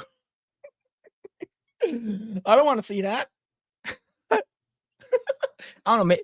Look, if you're into that kind of stuff, hey, it is what it is. I know people who are chubby chasers and stuff like that. You like what you like, but the thing is that like in all honesty, I do know a person who is a chubby chaser, and his wife got very very fit like afterwards, just because being that overweight wasn't helping with her, and she was having a kid. It was very very hard for her to have a kid with that. So then after she had her kid, she went through like she got like gastric bypass surgery, which shrinks your stomach, so you can't eat that much. And she got a bunch of other things where she lost a lot of weight. Like she probably lost like 100 pounds, like 100, maybe 150, and she looks good now. So it's like now she can be alive long enough to take care of her kid, to watch her kid grow. And that's what we want, right? We want like life, liberty, and the pursuit of happiness. And we want you to live long enough to see your kid grow because that will make you happy, and then maybe your kid can become a billionaire and they can pay for your stuff. Let's see. Square Enix has been cucking to the West lately, but still better than most of what the West is doing. True. Well, you have 2B from Near, right? So, and she's Yeah, super yeah. thick. Let's see. Lizzo, you mean Jabba? Jabba. Boom jump 1G. Oh shit. Let's see. Honestly, who in here know Brittany Griner was before she got snatched up by Russians? I couldn't name one WNBA player prior to the Russian thing. But Grae, do you know who Brittany Griner is now? I'm just reading it based on what you said and what chat said. So yeah, Yeah. not really. So she was one of those like outspoken anti-American. She hates U.S., complains a lot. A privileged person who's in the WNBA, and when she went to Russia, she had CBD in a cartridge form, like vaping form, and it's super super illegal there. So they arrested her, put her in jail for about, I think, 8 months or 18 months. I Okay. forgot, for a while.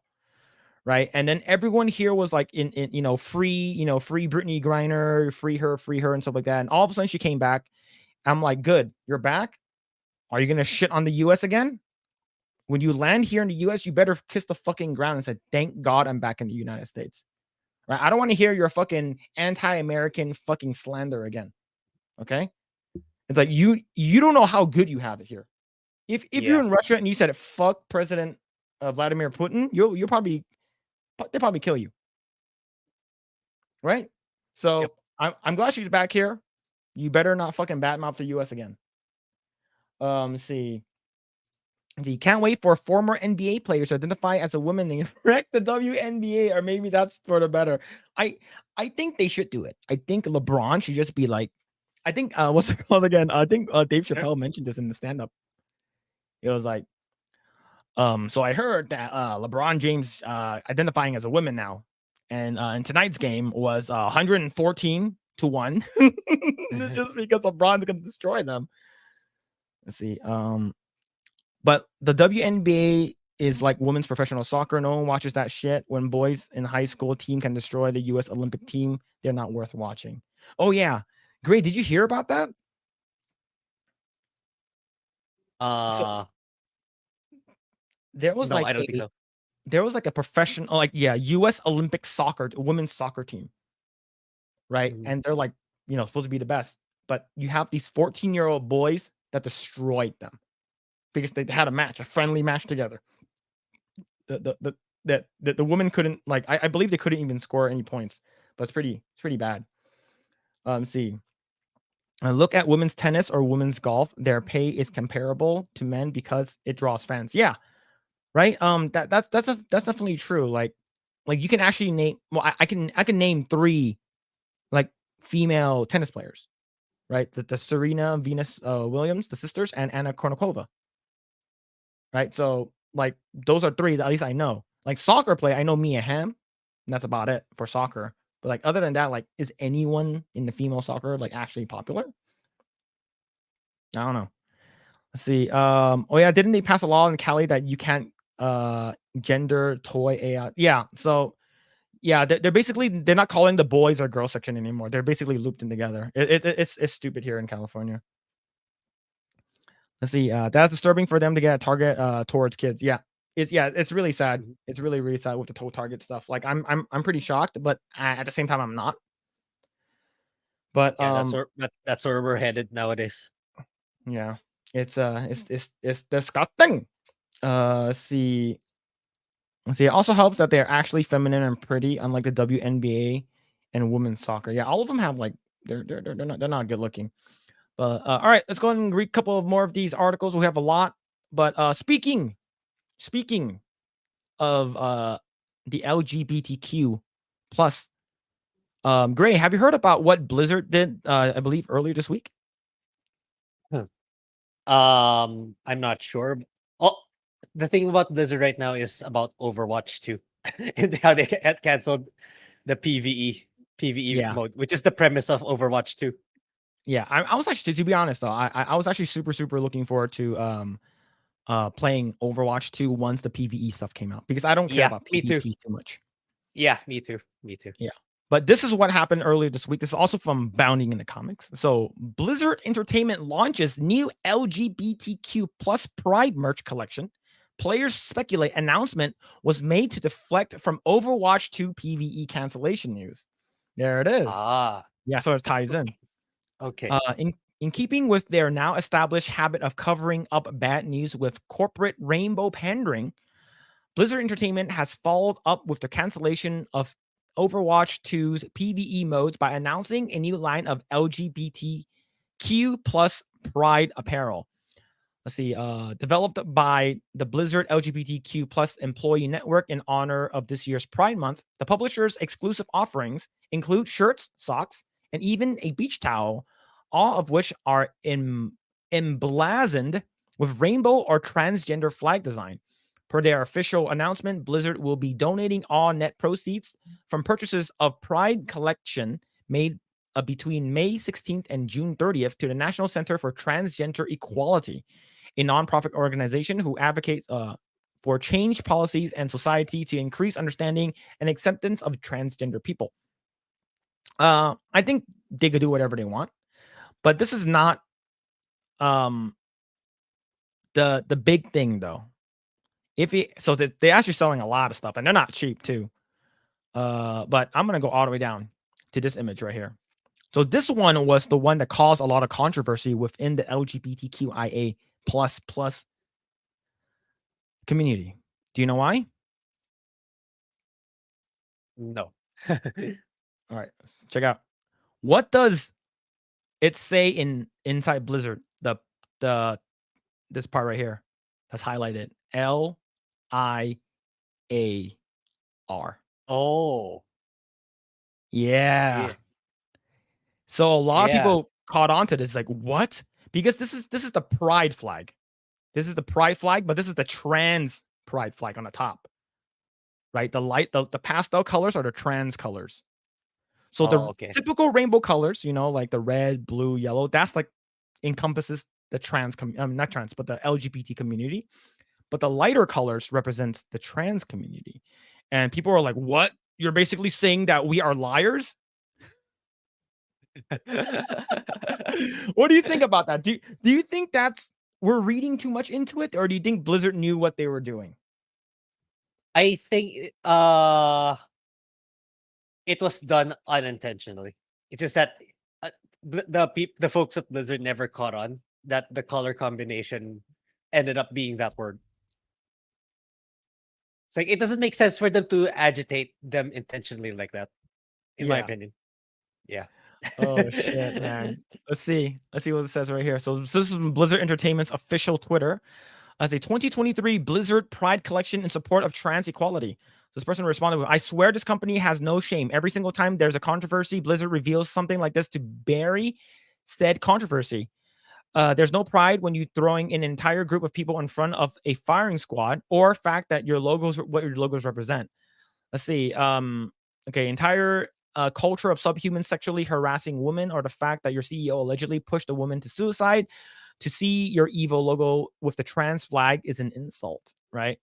And then so there's another one on Twitter saying, this just screams graphic designers, we need you to make a pride product line as quickly as possible.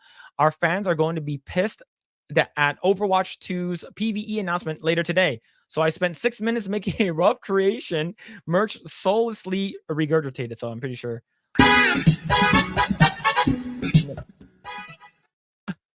Like, that's so fast. They already did it. It's done. That's actually pretty funny. Right. So you have this. So people are super, super pissed. Right. I hope no ill will towards the designers that made these. The only shit show of a corporation that is Activision Blizzard. They added the following. Then the fact that I can't imagine that they were at happiest having to put out such a basic design that just screams corporation doing bare minimum for clout. But yeah, so here it is. I think even Blizzard are subconsciously sick of using the LGBT people as their shield of terrible things that happen. Right. So you have a liar over there. So people are like, oh shit. Yeah, it's just that nobody in Blizzard caught on that the pink text ended up being that word. Yeah. That's my take on it. I think the pink letter spells liar. This is a reference to their promise of a PvE mode in Overwatch 2. The lie is masked in the trans flag, and this is in reference to Blizzard's usual MO of announcing or releasing something LGBT related to steer bad PR away. Yep, this is crazy. I thought that was really funny. I saw that. I was like, what? Oh man. But let's see what the chat has to say about this. Let's see. Yeah, secretly based Blizzard. Laugh out loud. Or unintentionally. Yeah, ironically based. That's so funny. Yeah. That's so funny. Let's see. It sucks because I like the design of that shirt, but I wouldn't purchase it because of the reasons of the design. Yeah, the font is odd, but the other it's fine. I see Blizzard spent literally 2 seconds working on this and even less thinking about it. Yeah, I'm pretty sure they're like, Oh shit, we weren't. Oh fuck, Yeah, we we didn't fucked. see that. Marketing didn't see that. Oops. Yeah, that's I thought that was pretty funny. But yeah, I think I yeah I don't think Blizzard can like get a break in my opinion. I think they're like I think everyone was really looking forward to the Overwatch 2 PvE stuff. Like even Yeah, I'm looking I forward to was. it. It's like I was even because my best friend really likes Overwatch. It's like I was telling when there's PvE, maybe I'll jump into it. And now that's not happening anymore. Nope. Yeah, it sucks, man. Like how long were they in production? I don't know. Like it's and the thing is that Yeah, and like Overwatch 2 looks like for me this just like DLC. yeah, that's the thing. That's like that was the main selling point of Overwatch 2. Like the reason why they took out Overwatch 1 and overhauled it to Overwatch 2 was to Mm, accommodate that PvE feature. And now they just took it away. It's gone. yeah. So you see, 4 years for that. Holy shit! And they just canceled it. Yeah, that sucks. That definitely sucks. It's because I did really enjoy when I did play Overwatch. I did enjoy a lot of the PVE stuff. Like I think there was like the Halloween event where like you're doing like protect the castle. And that was really cool. I really enjoyed that. But yeah, it is what it is, man. It sucks. See, see, maybe that whole trans thing was a It's a lie? lie. Question mark. True. But man, lot of weird shit this week so far, and this it's crazy, right? And the reason why I did want to talk about the whole doves thing is because a lot of people like they they actually do studies. Like these companies actually do studies on like how boys and girls play video games, boys and girls react, or there's like A/B testing, right? There's like and most recently, I found this out. I believe this is done 7 years ago. This is a while back. And this is from Legos, right? So it's sort of small, but I'll go ahead. This is from the Consumerist. 5 things we learned about Legos boys and girls lines, right? So I'm just gonna skip everything. So untapped market of Legos, getting to the bottom line, and right here, number 3. So I'm gonna zoom in so you guys can see. Boys and girls may use the same toys but play differently. The most important aspect Lego says it found was that children play the same toys very differently. In one project, the company asked separate groups of boys and girls to build Lego castles. While both groups worked together to build a castle, they took very different approaches to play afterwards. For example, the boys immediately grabbed the figures, the houses, and the catapults and started having a battle. McNally recalled, noting that the boys used the castle as a backdrop for their play. On the other hand, the girls were more focused on the castle itself. Quote, they all looked around inside the castle and they said, well, there's nothing inside.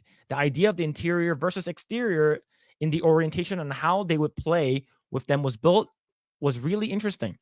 If you think about most of the Lego models that people consider or meant for boys, there's not a whole lot going on in there. But the girls had the idea of there's nothing inside to do. Overall, the groups of children both expressed interest in the building aspect, but following interaction showed girls overwhelmingly want to build environments more than the details of the boys, right? So in a way that yeah, boys and girls play things differently. This also leaks into video games, right? Yeah. Like I mentioned, I believe in the past live stream, we talked about um how boys and girls played if they were gonna play as Batman, right? Yeah. We talked about whenever we play Batman, Grae. If you were to play, you have a toy action figure of Batman. How would you play your toy as Batman? Like would like how would you like if you're like using him to talk to like you're playing as a kid, you're like, oh, time talking to Joker. Are you gonna play him as Batman or are you gonna play him as yourself? Yeah, I would play it as Batman for sure. Yeah. It's like and why is that? Why would you do that? Yeah, because I don't you don't you don't see yourself literally as Batman, but rather Bruce Wayne as the character fighting Mhm. against Joker. Then yeah, it's like it's you're not gonna I'm not gonna see a Filipino Chinese Batman fighting Joker in New York or something like or in Gotham rather. Mhm. Some like you see the only time you see yourself in the character is through the character's attitude or outlook, not literally in a physical sense. Yeah. Right. And now with a video game, like if you were to play a video game character, like for instance, let's say if you're playing Superman, and knowing that Superman's not gay or anything like that, and let's say if I was gay, I'm not saying I am, chat. I'm saying if I was gay, I'm not, and I'm playing as Superman. I'm not gonna say that. Oh, Superman. I'm gonna hook him up with a bunch of other guys because I see myself in Superman. But a lot of girls plays like this, right? They see themselves as the character versus the characters themselves, right? Because Batman or Superman's not supposed to behave like this.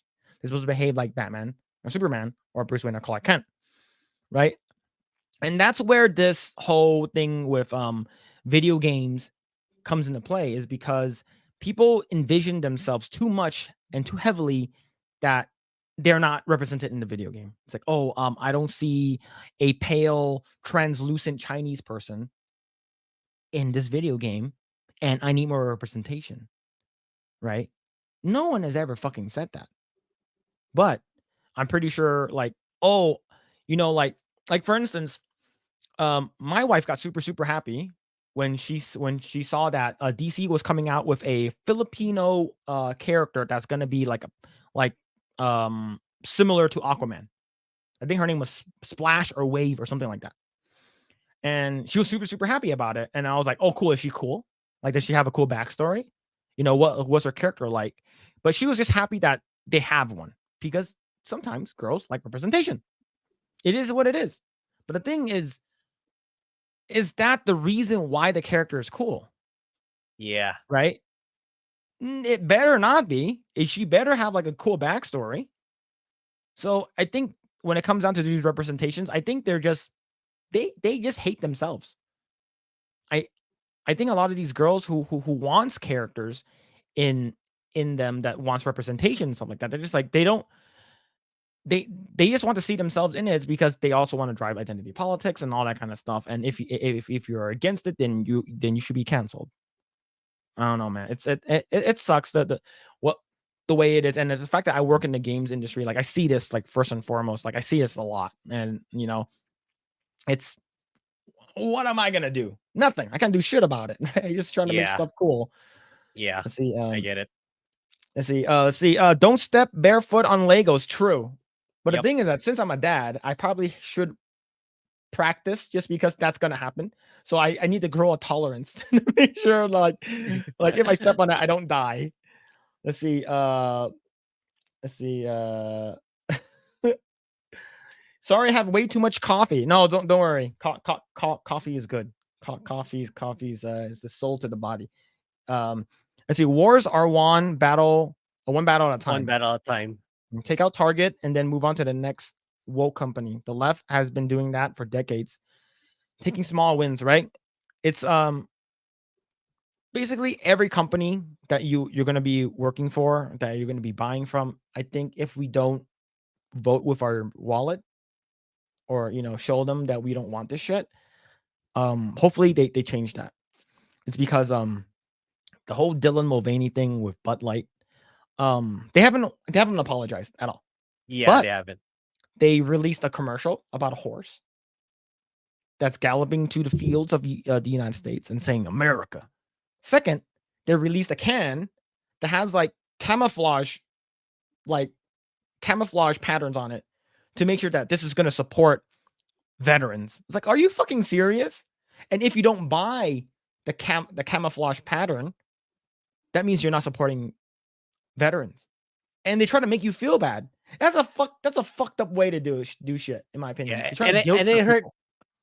I heard I forgot the name of the regulating body, but they gave Bud Light Anheuser-Busch a failing mark with regards to LGBTQ representation, because they didn't back Dylan Mulvaney, which is hilarious. Right? So It's they yeah, go ended ahead. up screwing over that crowd anyway, instead of ending up pleasing them. It backfired on them too. I think it's pretty funny. But yeah, it's it's crazy, man. Like I think like I'm pretty sure they lost billions of dollars and stuff like that. And good, right? And I know that what's it called again? Miller Lite came out with like a commercial like a month in March. Yeah, in Yeah, March, a month prior to the whole Bud Light thing. Did you hear about that one? yeah, that commercial. But but was that listed way back already as unlisted on YouTube? Yeah, it's unlisted. You cannot find it. It was there already since March. Yeah, I don't know. But it only came to light after Dylan Mulvaney, right? So I don't know. It's like my take on that is like they saw what happened to Anheuser Busch. It's like, oh shoot, but it was they couldn't backpedal anymore. They already yeah, accepted the ESG money from BlackRock. So it's like you better release that commercial. We paid yeah, you money to release that commercial. So okay, let's put it as unlisted on. That's my interpretation of that yeah. Miller Lite commercial. So, so in my honest opinion, I think two things. I don't think Miller Lite knows their fan base because not a lot of women drink beer. They just don't. They rather drink Yeah, wine or like a cocktail or like soju or something like that than drink beer. These men drink beer. So if you're alienating more of if you're isolating or alienating your fan base, you're not gonna it's not gonna look well for you. However, um they at least they use a real woman for their ads. I think that's yeah, all I really care about, right? I think it's fine to overreact to it. It's fine to like get mad at something. It's like, oh, you don't know your fucking fan base and stuff like that. I think it's fine if you get mad, but yeah. The funny thing um about her though is she used to be like she's bashing women in bikinis, women. What she yeah, herself true. was, she Yeah. herself was part of it. So here's the thing. I met her in real life. Oh, She's a okay, piece she's a interesting. piece of shit. She's a piece of shit person. I remember I was in next to the Sony studio in Culver City. I was with my friend. Like for me, I knew and I'm like, oh, she looks like she's famous, right? And I'm like, but I don't really care about you. And but my friend, she was super excited. It's like, oh my god, she just walked in there. I need to go get a picture of her. I'm a big fan. I'm like, okay, I'll go with you. We went inside the store. She was looking at hats. And my friend's like, hey, so and so, I'm a big fan of yours. And she goes, thanks. Thanks. Like she's like, looks like she's like not even interested. She's like, thank you. Thank you. Like, and she just looks away. And then for me, I'm like, this is the first time like I met like this is like a celebrity. And she looks like she doesn't care. Maybe she's like, "Oh, I'm too big for you," or maybe or something like that. She seems like Yeah, she's looking down on you, I right? She yeah, doesn't I care. get it. So, afterwards, like, we left because, my friend really wanted a picture. I'm like and she's like, "Oh, she's probably just tired or something like that. She's pro" Oh, so I'm like, your friend didn't get a picture. "Nope, Yeah. nope, she didn't get a picture." She was sorta sad, but she was like, "Oh, she's probably tired or she's she's probably on lunch or something, so she probably has to go back to the studios or something." Look, if I was any type of celebrity, doesn't matter how big I am. If a fan is a fan, and if you were to come to me and like, "Hey, can I take a picture of you? You can take a hey, can I get a picture? Can get an autograph or something like that?" Like, bitch, hell yeah. Get a picture or something like that. Is because I know where I came from. If it's not the fans, you would not be where you are. If no one came to watch your fucking movies or TV shows, no one would know who you are.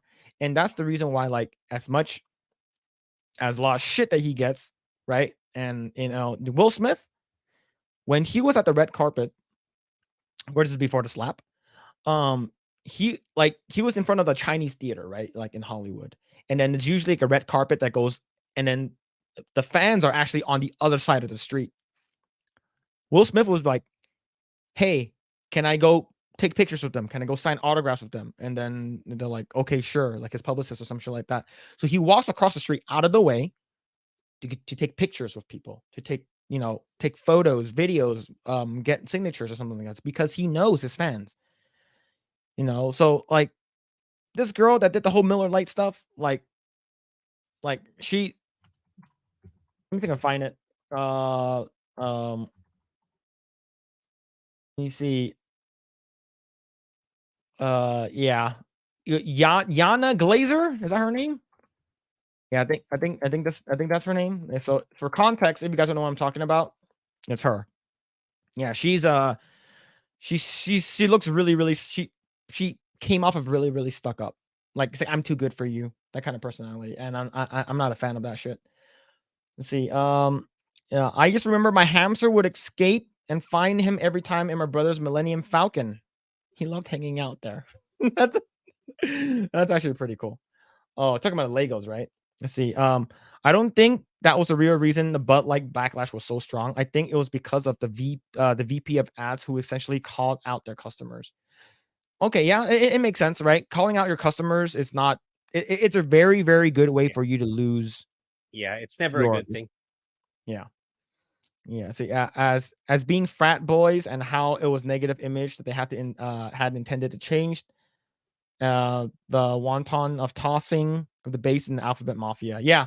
Yeah, yeah. They're talking about like how like oh yeah, it's all about fat boys and you know it's you're making the brand look bad or something because it was like America's beer or some shit. Let's see.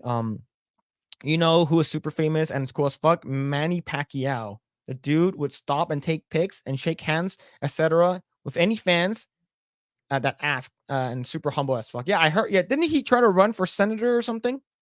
Oh, he is. That's the thing. Yeah. As much as I would think what the comment is true is like he should stay away from politics. In my opinion, anyway. Yeah, Yeah. he got in because like that's how politics works in the Philippines. If you're a famous celebrity, despite your aptitude in politics per se, you're gonna win.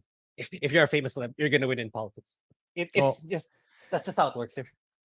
yeah, I know that's why I think Arnold Schwarzenegger won in California as a governor. It's because like he released his movie like a year early because like he wanted to be a governor. Let's see. I haven't had a Budweiser product since '08 when InBev bought Anheuser-Busch. I'm from St. Louis and Anheuser-Busch was a local brand. Ah, I see. I see. Let's see. Yeah, offer your products to everyone, exclude nobody. Yeah, I think that's a very good thing to go by. I think you aren't above anyone else. You're not. You know, unless you're like literally like God or some shit or like a Super Saiyan. But yeah, like I like you got to be humble as like, you got to be super humble. Like what just the guy wrote with Manny Pacquiao. Like like Will Smith used to be that guy. He used to Yeah, be like super humble, but like I think the slap just ruined it. yeah. Let's see. I say I never drank a light beer before. Height is pretty good. Height is a Korean beer. It's relatively light. Like it basically water.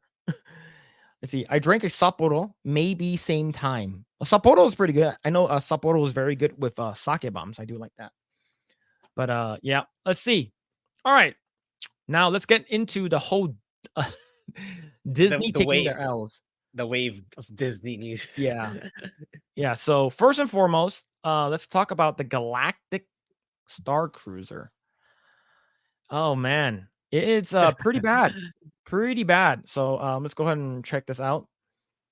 Um, let's see. It's from WDW News today. Yeah, like, breaking: Star Wars Galactic Star Cruiser closing permanently in September. My Disney God, has who announced. knew? Yeah, yeah. Yeah. So it's $6,000. Yeah, for 2 nights. It's insane, Yeah, right? It's okay. So Grae, if this was like, if this like freaking what's it called again? This hotel or whatever it is, right? A glorified hotel, basically. If it actually brought you to outer space, maybe it will be worth six maybe. thousand dollars, right? Yeah, yeah, Right. So, but it's it's it's even like a normie, like a lot of the people, it's inaccessible. $6,000, dude. And the thing is that yeah. I was watching Jay's a live stream earlier today, and he was showing all the food, and it looked like shit. It looked like cafeteria food.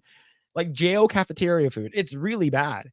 And the fact that like if it was like what maybe $500, I think Yeah. it's more like okay, fine, you know, because Disney is known for theming, right? They're all about their themes, right? And that's why whenever you would go to their amusement parks, whenever you go into a Tomorrowland, um, there's a bunch of trees and buildings that are hiding the outside of like that land, like the other lands, is because they want you to feel like you're in that location. That's why it's very they're known for theming, right? So Tomorrowland, Fantasyland, Toontown, Adventureland, bunch of other shits, right? And that's just at Disneyland. And now you also including Pandora and a bunch of other stuff from like Hollywood studios. And then you have this piece of shit that's like inaccessible to a lot of normal people, Yep. right? You're of course is gonna fail. Yep. Absolutely. Like Yep. when I first saw this concept art right over here, this concept art. Is there more concept art? I want to see some. Here it is. Here it is. There's some concept art over here, and then there's some stuff down here, and then this is like the map that could have been Star Wars Land, which is pretty cool.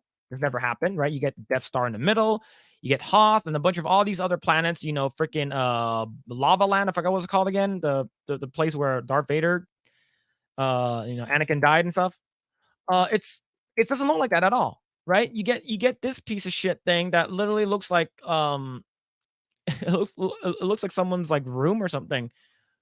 Let me actually post some stuff like this is just not good looking. This looks like prison, Yeah. right? $6,000, not 600, $6,000 for 2 nights. That's Yeah. insane, Yeah. right? That's how much $6,000 is what a family of 4 would spend at Walt Disney World for a week. But for 2 nights, you can have shitty food and live in a cell like this. It looks like you're in a gulag in Russia. Yeah. And the bed looks so tiny too. Yeah, it's The bed sad. looks small. Yeah, because like I said earlier, when I first saw this, I was actually when I first heard about it, I was like, this better be fucking cool. You know, when you open your window, open the window, it looks like you're in fucking space. Right? There's like maybe like a monitor behind it, like a TV screen behind it that's like really high def. When you open Yeah. it looks like you're in space. When you go out into the fucking lobby, it looks like you're in space. Yeah. Or Right? you're in a developed Star Wars city. Feels Yeah. like you're in a like flying It's cars and buildings. yeah, it's sad, right? So Disney has announced that the Star Wars Galactic Star Cruiser is closing permanently this September. The final voyage will be September 28th. Star Wars Galactic Star Cruiser is one of the most creative projects ever and has been praised by our guests, a guest of like 2 people, 4 people, and recognized for our setting a new bar of innovation and immersive entertainment. This premium experience gave us the opportunity to try new things on a smaller scale of 100 rooms. Oh, that's why. It's because it's like you only have 100 rooms, so maybe like at best, maybe you sell like 1 or 2. Like I'm pretty sure. I remember watching Jay's stream and it looks like it's always open. It's never booked Yeah. because it's Yeah. so Yeah. fucking expensive. Yeah. And we will take what we've learned to create a future experiences that can reach more of our guests and fans. We will be contacting guests booked for voyages departing on or after September 30th to discuss their options and modify their plans to prioritize these guests. We are pausing new bookings until May 26th. So I think this is what's going to happen. Let's say if I was I was a dumbass that booked a room at Galactic Star Cruiser, Mhm. and then they're like, reach out to you, hey, there's a refund. We're going to refund you, or we can give you a week, all expense paid for a family of 4 to all 4 of our parks because it's the fucking same price, Yeah. right? And the thing is that if it's also including food, the food looks like shit. I've seen it, and some of the drinks they aren't even free. It's Yeah. it's it's so stupid. Why would you ever pay for this? Like, I wouldn't even if it's free for me. I don't think you can pay me to go. I don't know, man. What do you think about this? Yeah. It was set for defeat from the start, like you mentioned. It's like especially now in economic hardship, you're gonna release something like this, like six. I mean, the concept itself is fine in my opinion. Had they priced it a lot lower than $6,000, like, so I imagine some people would have went more than the numbers they got. Like example, like maybe 1,500 a night. People would have gone, but Mhm, 6,000 impossible. It's like like imagine $6,000 in the context of here in the Philippines. Like some people don't even get to experience that kind of money in their lifetime. At least not all at once. mhm. Like it's just incredibly insane. Yeah, Yeah. it was never gonna work. E- e- Even if let's say like prior to COVID when economics were everything was so well and dandy economics wise, I don't think this would have taken off either, given how insanely expensive it is. Yeah. Let's see. We are so proud of all the cast members and Imagineers that brought the Star Wars Galactic Star Cruiser to life and look forward to delivering an excellent experience for guests during the remaining voyages over the coming months. Yeah, you can't fault any of the people who work there. I think Yeah, you it's gotta not their fault. like it's not like the cast members. It's not the people like it's not the chef's fault. Like the food looks like shit, right? And pretty sure it's the people who are like in charge or like, oh, we want to charge $6,000 because this is an experience. So a little backstory for people who are new here. I used to work at Disneyland in 2008. I worked there for a year, and they actually give us things to rebut to guests when they ask, "Why is Disneyland so expensive?" And back in the day when I worked there in 2008, Disney park tickets were $79. I believe they are $150 now, if I'm not mistaken. So, and it's not even park hopping. You can't even go to Disney California Adventure. So, they say if someone asks you, why is Disneyland so expensive? Why is it so expensive? There's so much people here. I can't even go on all the rides I want to. I can't experience every attraction I want to. What's the point? And they told us to say, you are paying for an entertainment. You're getting fireworks, you're getting free rides, you're getting parades, and it's more of a show, right? You're paying for the experience of a show. And that's basically what they said. And this is back when Disney park tickets used to be $79. Now, when you factor the Galactic Star Cruiser into play, $6,000 for an experience. The food, yeah, the food, maybe half of it's covered, but it's not worth it. Holy shit, it's insane. Even like let's say if you're experiencing the whole Star Wars thing, it doesn't even look great. Right? If it actually looked like the concept over here looks like you're actually in space and everything is interactive and something like that, maybe it could be really, really cool. But it's not. It looks like this. This is your bedroom. And we have someone in the chat. Marley, where are you? Right here. This looks like my dorm room in college. True. It's really, really bad. It's like how the hell?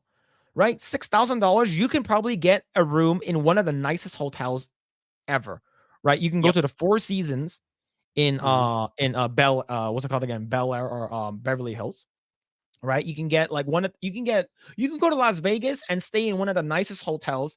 Is I believe one of those suites, those crazy like luxury suites, they're like Executive 3,000, two suites. Yeah. thousand dollars a night. Yeah.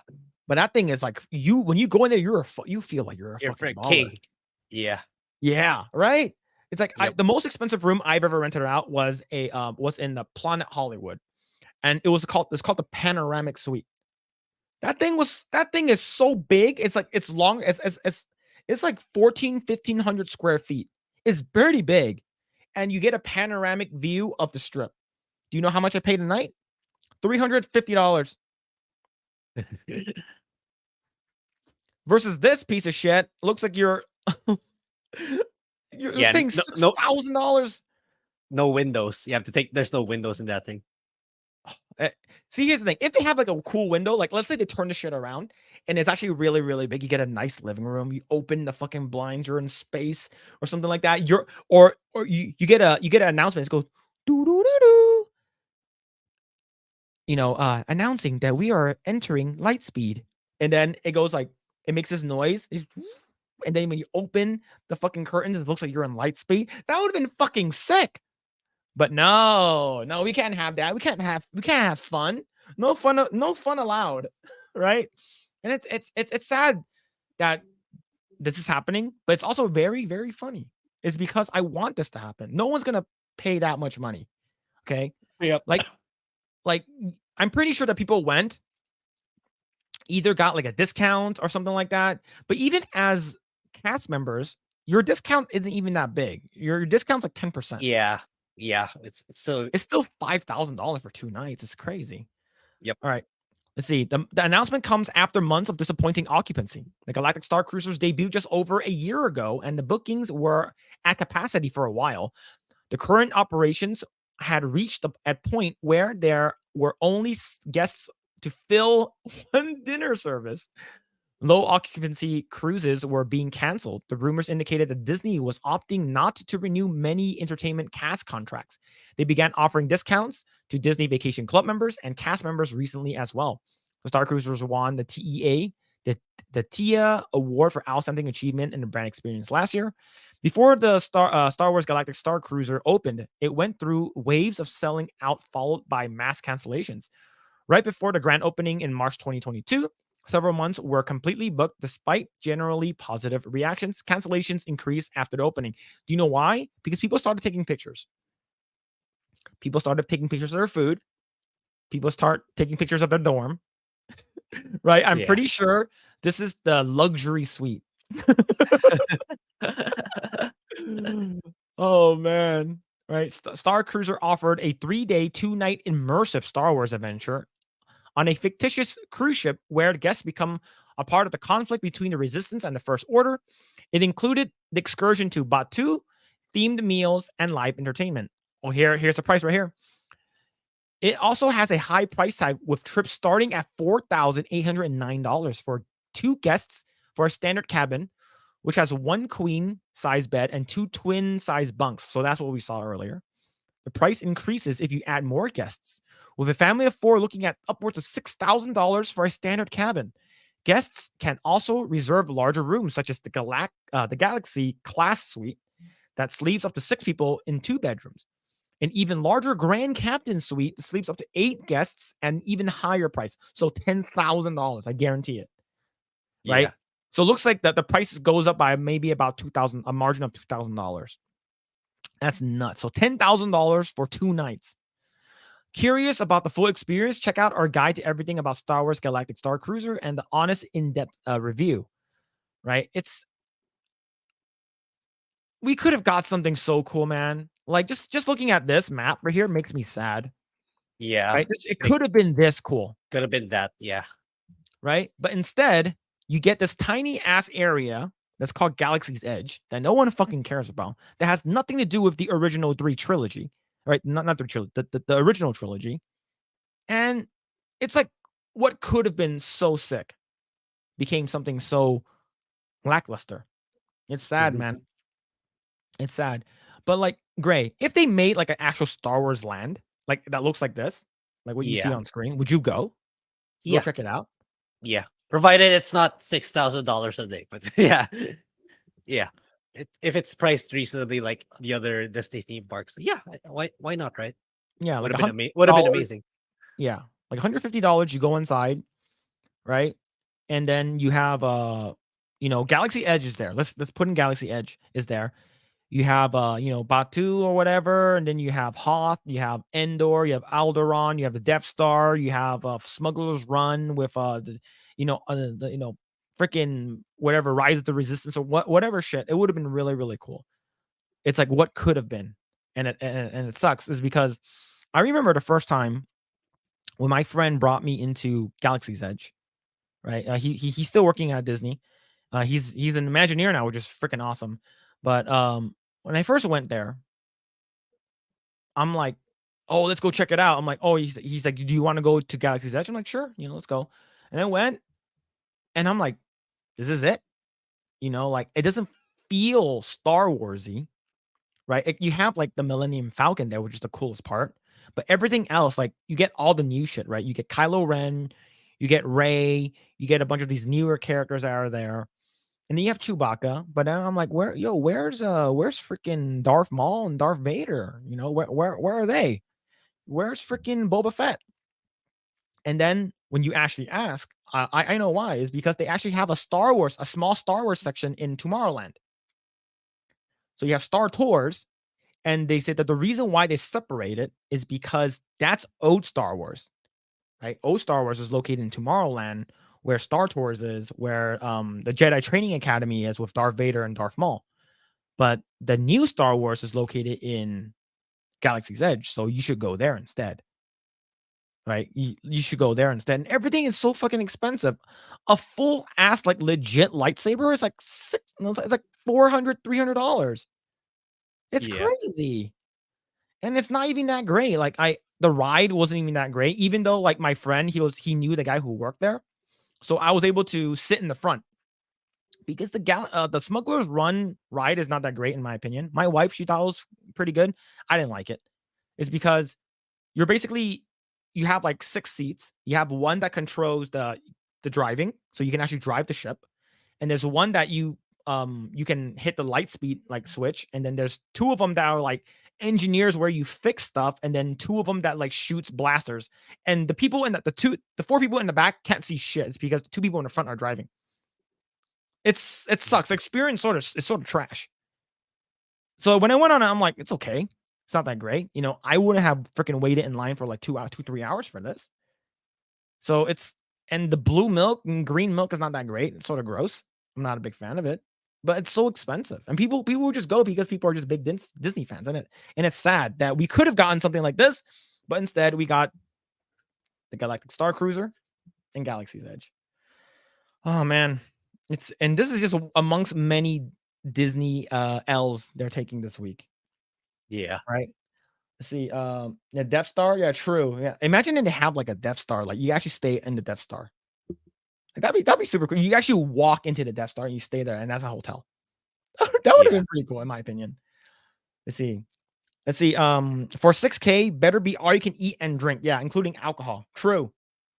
True, right? Let's see. It looks that thing looks like an apartment in England. Yeah, but for $6,000, you can probably get like a freaking house. You probably get like a big ass house for $6,000. It might have worked if they have based it on Star Wars Destroyer and had Darth Vader.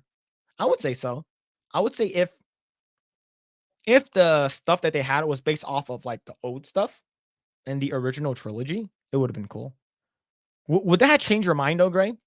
If it was still $6,000, but everything is like super cool and the food is actually really, really good. It's still worth $6,000 to you. It's still a hard sell. If it maybe if it like if it's like for a month. Maybe that's the part where I consider it to be a maybe. If it's like for that long. Yeah. Let's see. Booming Bob said maybe using the sequel characters wasn't such a good idea. I think any sequel characters is not a good idea at all. Right? Yeah. I think Kylo Ren was cool for like 15 minutes.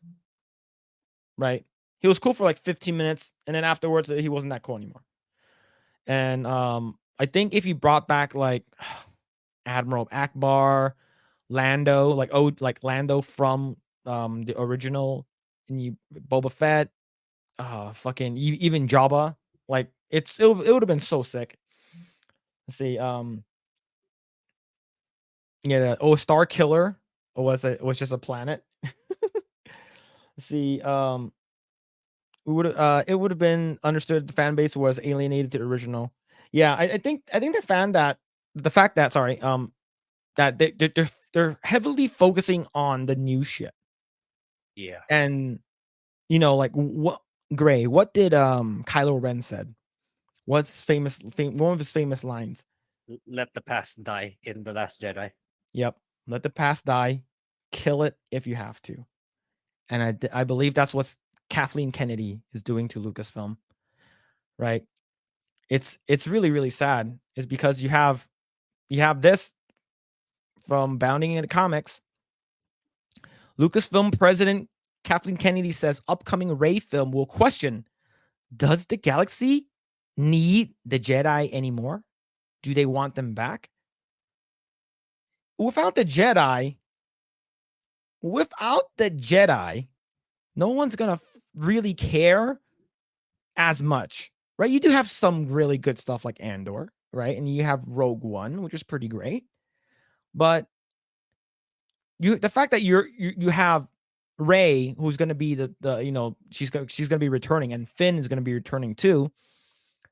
If they don't have Jedi's anymore, that's going to suck. It's like, what Yeah. the fuck? What the fuck is the point, right? Yo, what's going on, Dan? Dan, how's it going, man? Hope you're doing well. Perfect for the drive home. Yo, drive safe, my dude. Yo, what's going on, Brad? How's it going, dude? But yeah, like I remember. Do you know why the fans were so angry with the Last Jedi, like especially with the Last Jedi? Yeah, it's kind of because like it's kind of like blatantly saying like the old what happened in the past doesn't matter anymore. Let's focus on moving forward per se. So it's like Mhm. kind of disrespecting the source material where it comes from. Yeah, yeah, I 100% agree.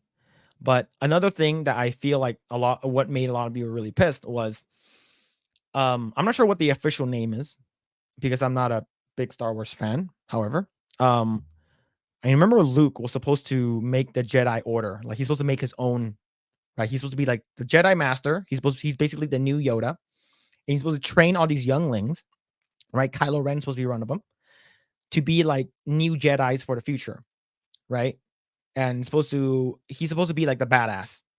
Right, we were supposed to see Luke Skywalker pop the fuck off in the Last Jedi, but we didn't get to see that. All that effort and all that buildup went to Rey. Like everything that was supposed to be cool, Rey did it. Right, for no reason, no training, barely anything. Was able to beat Luke Skywalker in a duel. Right, was able to best Kylo Ren in a duel with no training. And I think that's one main thing too. And of course, you're not having any of the Han, Luke, and Leia in one scene. It's literally freaking Yeah. a crime, right? And it's sad. Say Lucasfilm president Kathleen Kennedy recently provided more details on the company's Rey film starring Daisy Ridley that they had announced at the Star Wars celebration. Kennedy appeared on Entertainment Weekly's Dagobah Dispatch, where she first reiterated much of the talking points she shared about the film Star Wars at Star Wars Celebration. She said, "Well, as we move into the future space, which is this story is about 15 years outside of Rise of Skywalker, so this is 15 years into the future. I'm assuming. Obviously, we realized that post-war, post First Order, Rise of the New Jedi Order, we left Episode 9 with Rey making a commitment to Luke Skywalker that she would rebuild the Jedi Order, and so here we are. We are ready to do that. And it took a lot of discussion because obviously we've been developing stories in different spaces. The television has been a big focus of our attention right now, but there's still so much interest in what happens after Rise of Skywalker. So we're excited to be doing that now. Later that podcast, Kennedy was asked about the announced James Mangold film that was expected to go back into the distant past and tell the story of the first Jedi who wielded the Force and harnessed it as a liberating power in an era of chaos oppression. She said, "We've been talking a lot about going well into the past, and one of the things that really knitting this all together, obviously, are the Jedi. What happened with the Jedi over time, much like history. How did the Jedi evolve? They were wiped out in Order 66. Then they gradually have been coming back. The question that we're going to ask with the new Jedi Order and with Rey is, does the galaxy need them anymore? Do they want them back?" So there's a lot of food for thought in what we're going to do, whether if it's in the past, present, or future. What do you think? What happens if moving forward they're like, the Jedi are dead? No more Jedi, no more Force push, No more forced masturbation. How do you feel? I don't know. It feels like they're contradicting themselves here. So Rey is supposedly the one who's gonna build the Jedi Order, and then at the same time they're gonna question if Jedi's are still needed. So what's Rey gonna do if they're not needed anymore? That's my question. So what's the whole point of her rebuilding the Jedi Order then, if that's the premise? So it's like they're diminishing the character that they're trying to promote so badly already, in my Yeah, opinion. I I feel that they're if they are gonna like do away with the Jedi's, I think it's gonna turn a lot of people off, right? Is because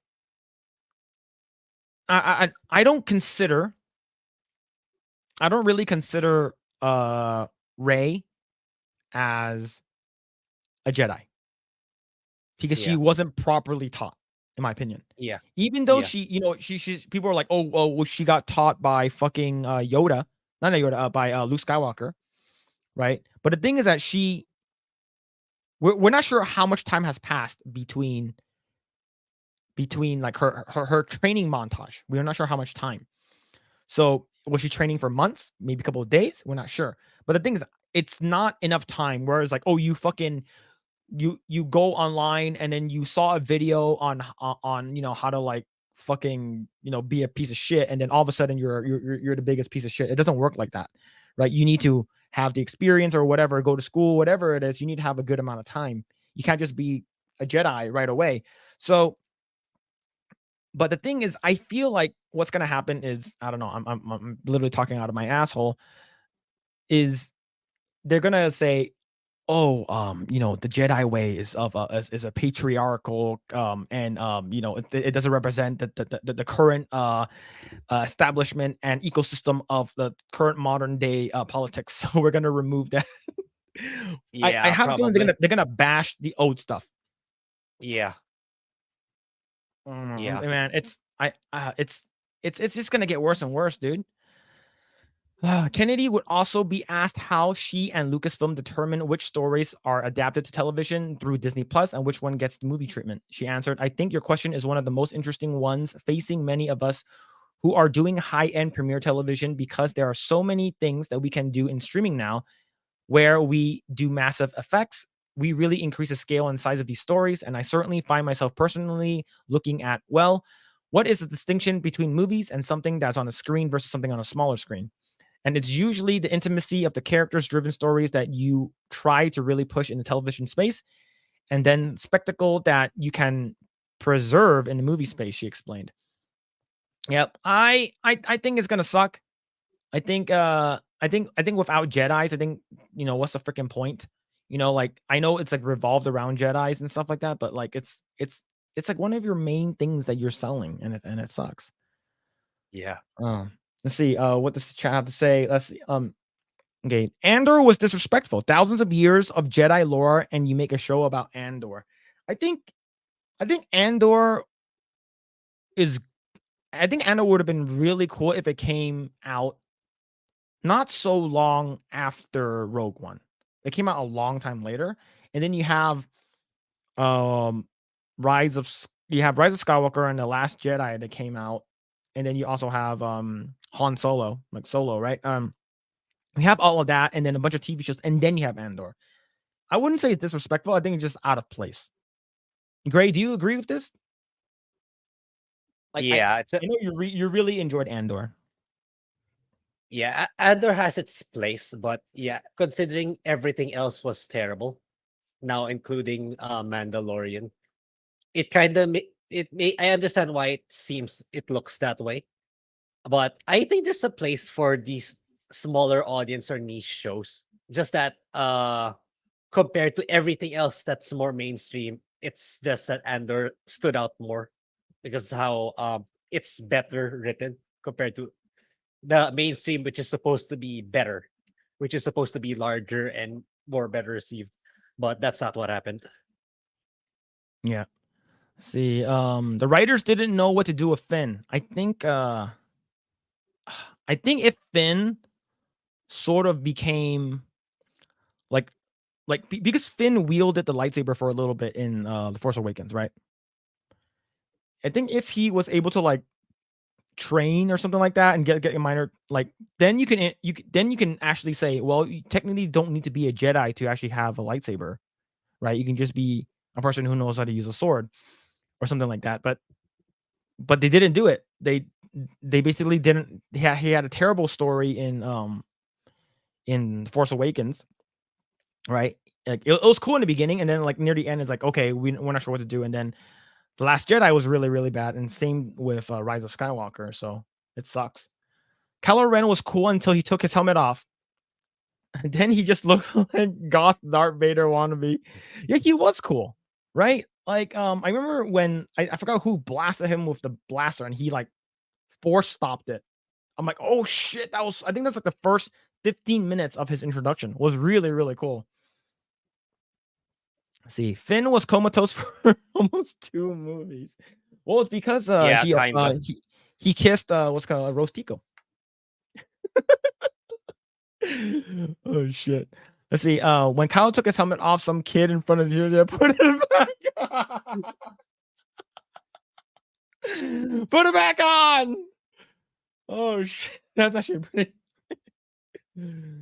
Let's see. She knew more about fixing the Millennium Falcon than Han And Solo. Han Solo. Yeah, Yeah, she she did. did. She did. Yeah, that's why they called her to Mary Sue. Right? She knew everything. She's better than everyone. Let's see. Star Wars is a family movie. It's about fathers and son. Lucas said it himself. Well, according to Kathleen Kennedy, the Force is female. Now it's Yep. all about it's all about Rey.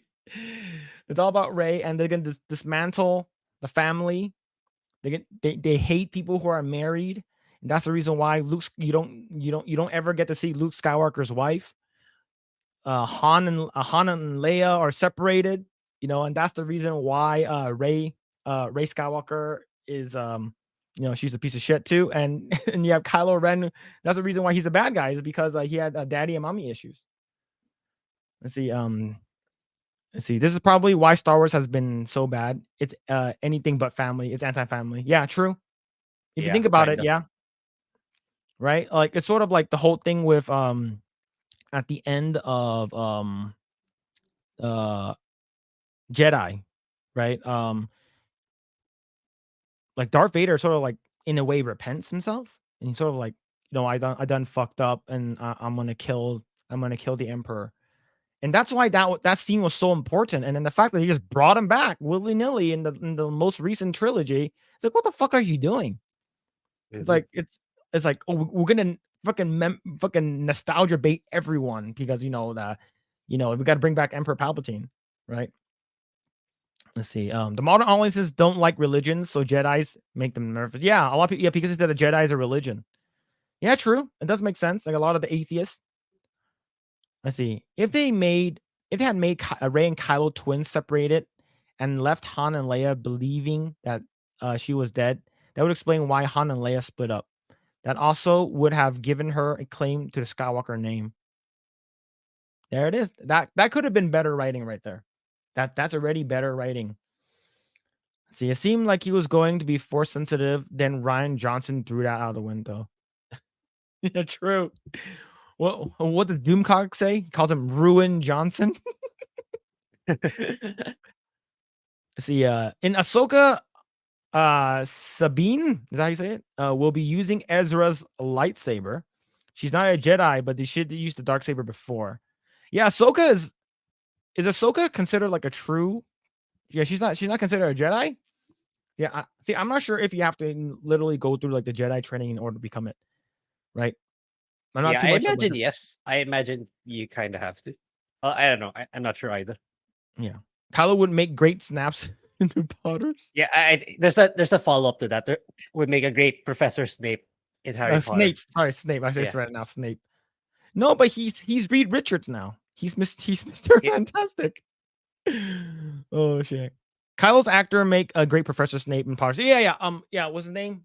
God, I forgot his name now. The guy who plays him. Movie pretty cool. I do like him. I believe he was in a couple good movies afterwards, so he's not like stuck. Right. Let's see. Sabine was a different character from Ahsoka. She is a Mandalorian. Oh, I see. The best thing that came from the sequel trilogy is an SNL skit, Undercover Boss, Star Killer Race. Oh yeah, I saw that one. I saw that one where Kylo Ren, he was like, he have you heard of Undercover Boss, Grae? Oh wait, yeah, I think I watched that. Yeah, that one was funny. Yeah, Yeah. he was like, people are making fun of me and stuff. He Eh, was mad. Yeah, Adam Driver. There it is. Yeah, thank you, Adam Driver. Yeah, actually, I do like him. I do like him. It's just not a big fan of what happened in that though. Let's see. All right, let's go ahead and jump into this story right over here. I don't know too much about this one, but someone sent me this article. I think it might have been Dave. So Disney and former CEO Bob Chapek named in lawsuit accusing executives of Yeah. misleading investors about Disney Plus. So Gray, what do you know about this before I read the article? Yeah, I'm not surprised like Bob Chapek kind of like made it seem like Disney Plus was doing really, really well. Really more than it actually did. And like he's an executive. Like he knows how to tweak the numbers to make it look inflated. I mean, that's what they usually shady executives usually do. So it's Mhm. not surprising that it's coming out now that I'm inclined to believe that what the investors were saying were true, that they were kind of conned into thinking that Disney Plus was doing exceptionally well when it really doesn't, as showing right now. Mhm. Yeah, so it's we're finally seeing what we've been saying all these years about Disney's going down this path where they're gonna be in deep shit, which is what's it's only made manifest right now. So it's like it kind of gives me hope that maybe if this keeps happening continuously, maybe soon is they might course correct soon, or at least to a certain degree they might try to course correct. But yeah, it had to come to something like this before yeah, before things start to get there. It's like things had to go rock bottom before things start to go up again. Oh, I Yeah. see. See, some Charlie said that they misled the Yeah. investors about the subscriber numbers. Oh, well, they did Yes. lose 4 million. Yeah. See, according to the lawsuit filed in the U.S. District Court for the Central District of California, former Disney CEO Bob Chapek is among a list of defendants that also includes the Walt Disney Company current CFO Christine McCarthy and former entertainment chief Kareem Daniel, who are accused of misleading investors, concealing the true cost of Disney Plus's platform. The lawsuit is a securities of class action on the behalf of all the purchasers of the Disney common stock between December 10th, 2020 and November 8th, 2022. Chapek was fired November 20th, 2022.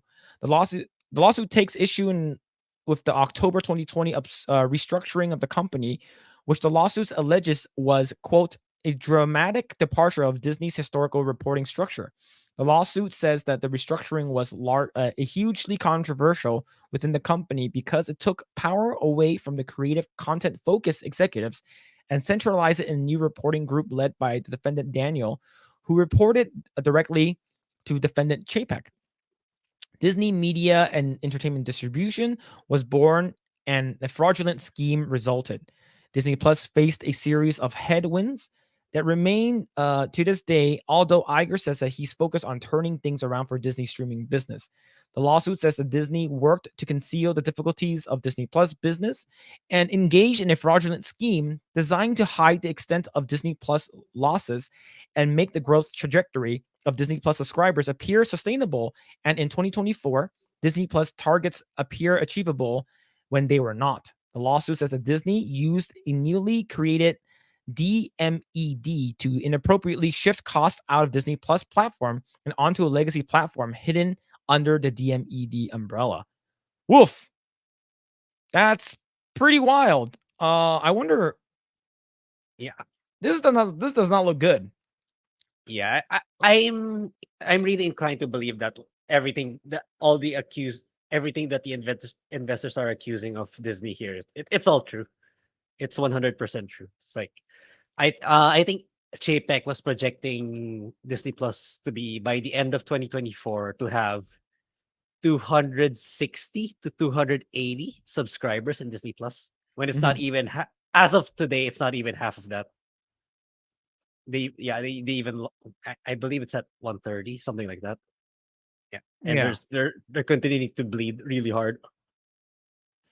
Let's see. So I want to check, when did Bob Chapek become CEO?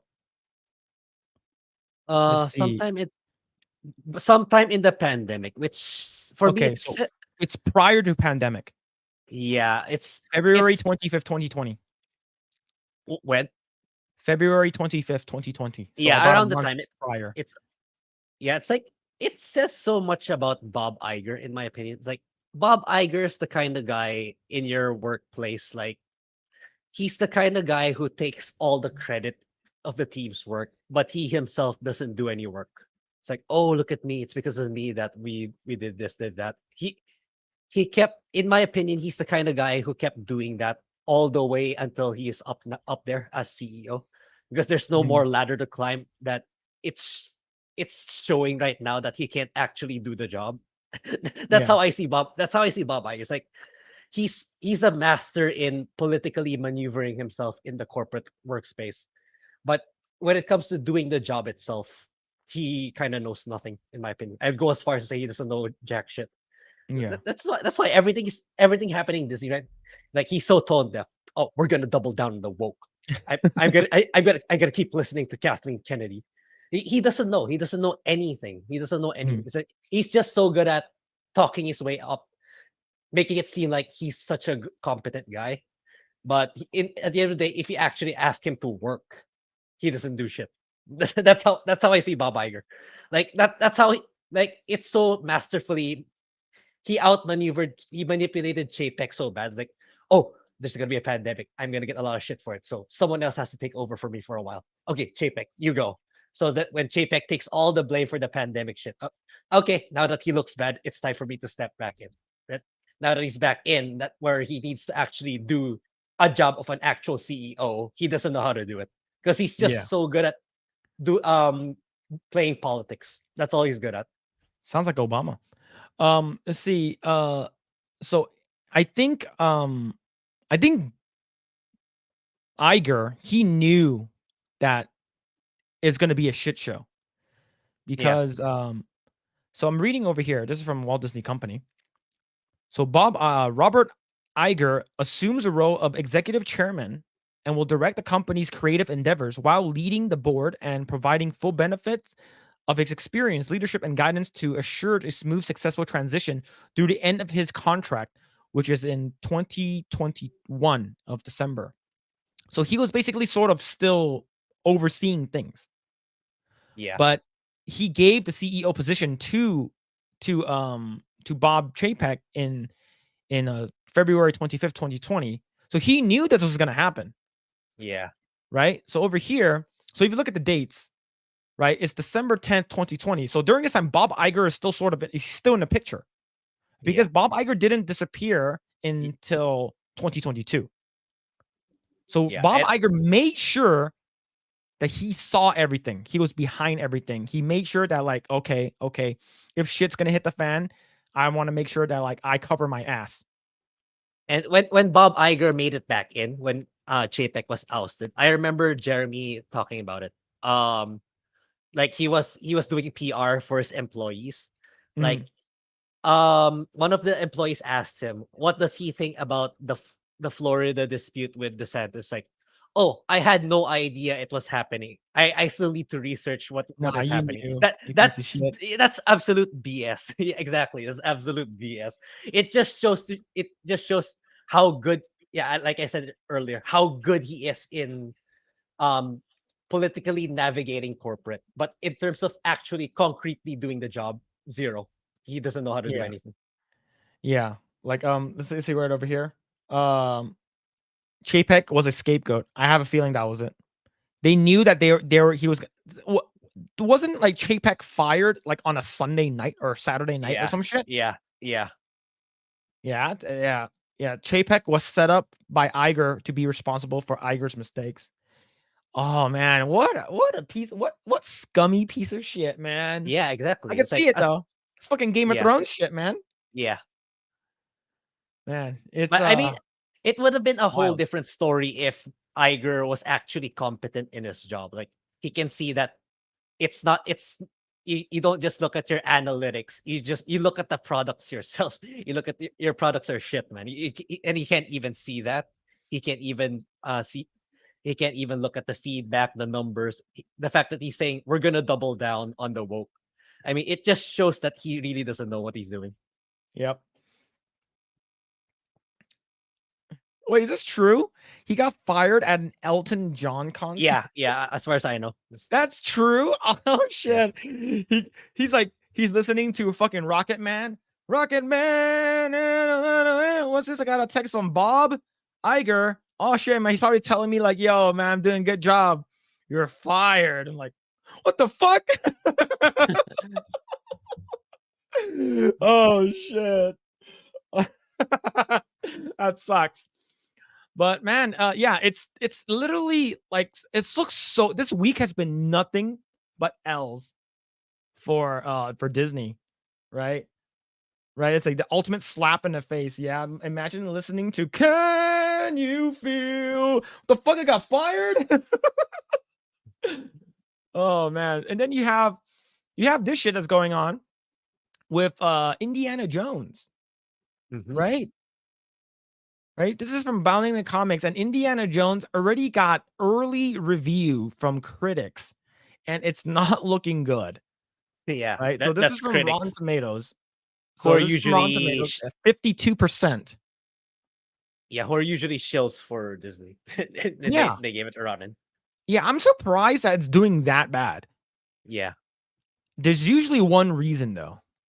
When it comes to like Disney, legit Disney film, it's not woke enough. Yeah, it's like, Probably. "Oh, it's not woke enough. How dare you? Where I thought, Indiana Jones was supposed to be black or something like that. I thought he's supposed to be gay, right? Yeah, it's not looking good. Yeah, it's I'm not sure what I believe Data Racer actually put a bunch of these things into a screenshot on why the critics are pissed off. And I believe this is a response to Jay earlier. So this is from this Data Racer collected all of these. Shout out to him. Let's see. The de-aging and other CGI manipulations of Ford's body only serve to demonstrate that Dial of Destiny just wants to turn back the clock instead of doing anything new. So that's a rotten. The camera rarely creates meaning on its own, except when there's a familiar brown fedora somewhere on screen, at which point it charges towards it like a happy puppy, reuniting it with its owner. A shot as repeats at least for 4 separate occasions. Another one from down over here, top critic. It's sad and safe endings for a series that once prided itself in big escapades and larger than life emotions. Dial of Destiny shows that some relics should stay buried. Oh man, these people are mad. Yesterday belongs to us, says someone at one point. And when it comes to Indiana Jones, yesterday always will. The problem is that it already did, and today feels like a complete waste of time. Indiana Jones and the Dial of Destiny is a dutiful, eager, but ultimately rather joyless piece of nostalgic hokum. Another one says it's an improvement on the I'm not pronouncing that word because I'm a piece of shit. Crystal Skull, but James Mangold's uh exhumation of the Spielberg adventure serial is both tame and unnecessary. Another one says one can feel the 4 credited screenwriters grasping at the inspiration and coming up short. But they did manage to make would be perfectly fine as a standalone adventure film starring some other character, but not worthy of the whip. Okay, another one. Yeah, so basically it's just saying that this sort of boring and not interesting. Right. Another one says there are so many chase sequences that the movie seems to be held together with slender bits of plot rather than the other way around. Worse yet, they're also heavily CGI'd and come off as uh, grimly and dutiful rather than thrilling or delightful. There are needs that are being met here, but there aren't storytelling based on much of the stoking the fan base and meeting the bottom lines ones. So I guess I think these are all like okay reviews. It doesn't sound like it's Yeah, like, oh, you don't have enough woke shit in here, but I think it's okay. It's nothing like yeah, crazy. What and do you think? this, yeah, I think for once they're being sincere about their reviews, and yeah, this doesn't look like it's gonna make 800 million to a billion to be No. able to make money. It's not happening based on these Wait, reviews. is that how much money it needs to make in order to? Yeah, at least 800 million based on projections. Then all the Oh way up to a shit! billion. Yeah, it's insane. The budgets are insane for these movies. Oh man. See, the thing is that what I saw was this, right? Maybe they like this, but this I saw this shit right here. So I think there was like a chase scene, and then Indy was talking to some maybe that's his daughter or something. I fought the Nazis, and she responded with, and you stole from indigenous people too. Yeah, and yeah, this actress Phoebe Waller, she's spearheading the Tomb Raider TV series in Amazon. So Oh, it's you gonna can be super woke. yeah, yeah. Yeah, you're basically saying, um, I fought the Nazis and I saved a lot of people from getting killed. I stopped Hitler. Yeah, And then and she's like, "But you stole from them. You stole from yeah, indigenous people." yeah, and there's a follow-up scene. It's like with Mads Nicholson. Oh I shit, stole okay. it. Yeah, yeah, there we go. Yeah, there we go. You stole it, okay? Then you stole it, and then I stole it. It's called capitalism.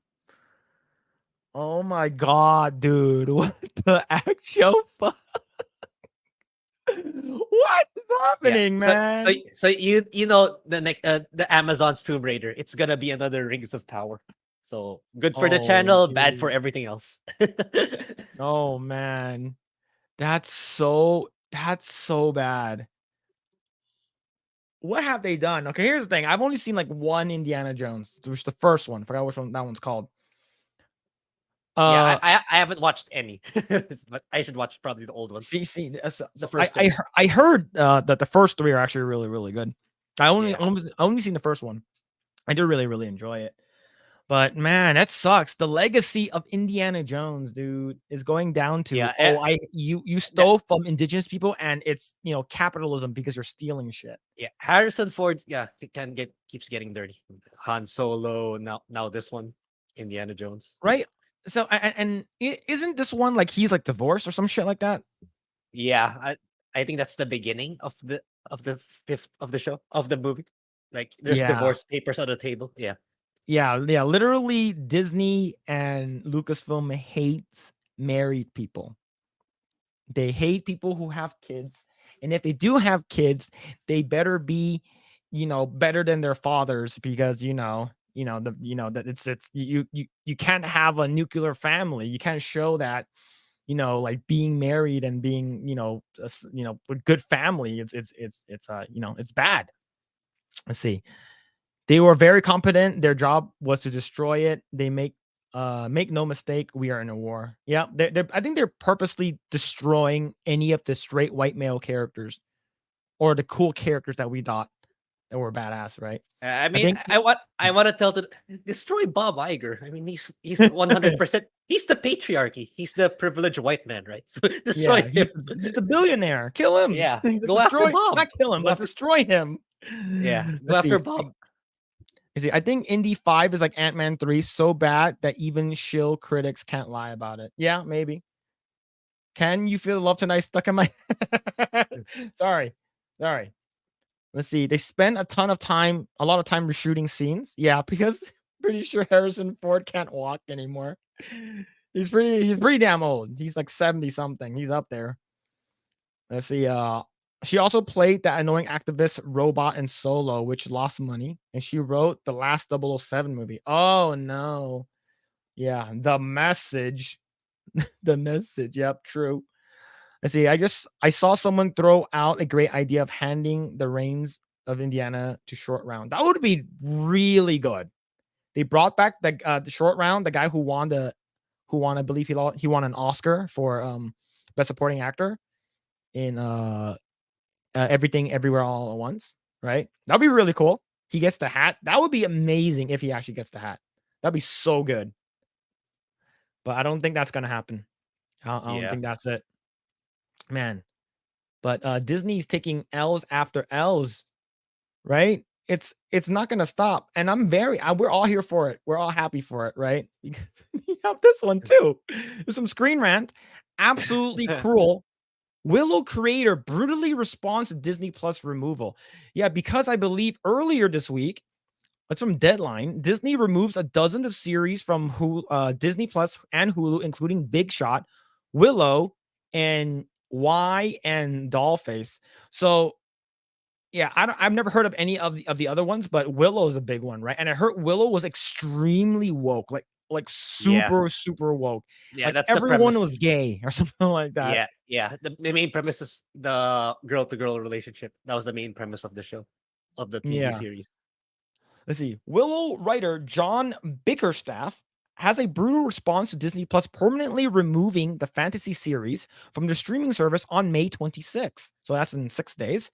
Willow writer John Bickerstaff just responded to Disney's decision to remove the fantasy series from Disney Plus, a sequel to the 1988 film same name Willow, which is really good. I really enjoyed it. I know Val Kilmer was in it. Sees a group of heroes come together long after the defeat of Queen Bavmorda to protect their world from the Gales. The series has received praise from breathing new life into the Willow franchise, but among many series being removed from Disney Plus on Hulu and Hulu on May 26th. So let's see what he says. So this is what he says. They gave us 6 months, not even. This business has become absolutely cruel. He follows up with before you say tax write-off, these shows have already been released, so they can't be a write-off. And in that case of Willow, they own the property outright. The only conclusion is that this is to get out of paying residuals during a strike. And look, eternal streaming libraries are not sustainable. We're all going to have to adjust to that at some point. But to spend redacted on a show that's been that and then disappear it in 6 months later is just bad business. Of course, he has a rainbow flag there. Yeah, he's super pissed, right? The show's removal on Disney Plus has dashed any hopes for a possible Willow season 2. When Willow was reportedly canceled in March of 2023, series creator Jonathan Kasdan claimed the show was on hiatus. However, the show's removal from Disney Plus soon, it appears Willow season 2 won't happen after all. Willow is one of the many shows from Disney Plus and Hulu that are being removed on May 26th. This list includes Turner and Hooch, The Mysterious Benedict Society, The World According to Jeff Goldblum, Mighty Ducks and the Game Changers, The Diary of Future Presidents. Disney CFO Christine McCarthy confirmed content removal would impact Disney streaming services earlier this month, claiming this action is part of Disney's strategic change to content. So it's funny, is because if Iger says that he's gonna double down in these woke stuff, why they're removing one of the gayest shows? Yeah. It's like Yeah, go ahead. it's like it's finally reality finally sinking into Disney. Like we've been saying this for you. You need to the path they're hell bent on walking is gonna be disastrous for them, and they wouldn't listen. It's like, oh, we're gonna keep doubling that. Oh, you're such a bigot, you're a misogynist, and now they're feeling the effects of it financially. So now Mhm, they're kind of, it's getting to the point that they're forced to pivot. It's getting to that point that they're kind of, they don't want to do it, but they have to. It's coming to that point. So mhm. that's the silver lining in the situation, that there's good. I imagine there's gonna be more else for Disney in the near future, but it's gonna at least nudge them in the proper direction. At least that's how I see it. Yeah, right? So I'm bringing up the Rotten Tomato score. So over here, it has 84, of course, because it's super woke, and 65 audience score. So I guess some people liked it, but I think a lot of people they just didn't watch it, right? Like I didn't Yeah. really care. Like for me, like yeah, I like Warwick Davis, but I also really like Val Kilmer. So I didn't really care, and I haven't watched the old Willow movie in such a long time. It came out the year I was born, but yeah, I think It's wild, man. It's yeah, he's super pissed off, but I'm glad that they're removing all these shows, but I guess they're doing their quote unquote restructuring. They're changing things up. I don't know. Do you do you think that Disney is they're gonna the reason why they're removing this show is to put in even more woke show? No, it's I think they removed it is because it was discussed in Friday Night Tights. I watched the recorded stream. I Mhm, agree. It's because the way that the way that TV shows are financially structured in Disney Plus is it's the writers get a cut as long as it's listed in Disney Plus. So regardless of how little or how many viewers there are, they're still gonna get a cut. It's just that mm, Willow did so badly that like the writer, the I forgot his name, he's getting money out for nothing, for basically underperforming so badly. So which is why they mhm, opted to remove it. So it's like it's just that they're forced to do it. It's not because they want to do it, in my opinion. They still want to go woke. That's how they still want to go woke, but it's just that they can't afford to do so anymore. So fine, we're gonna do it. That's how I see it right now. okay. Now, so I do wanna talk about this one because we talked about it a little bit, and it does have to tie in a little bit with the Lilo and Stitch stuff. But before we move forward, I do wanna read some of the comments. Let's see,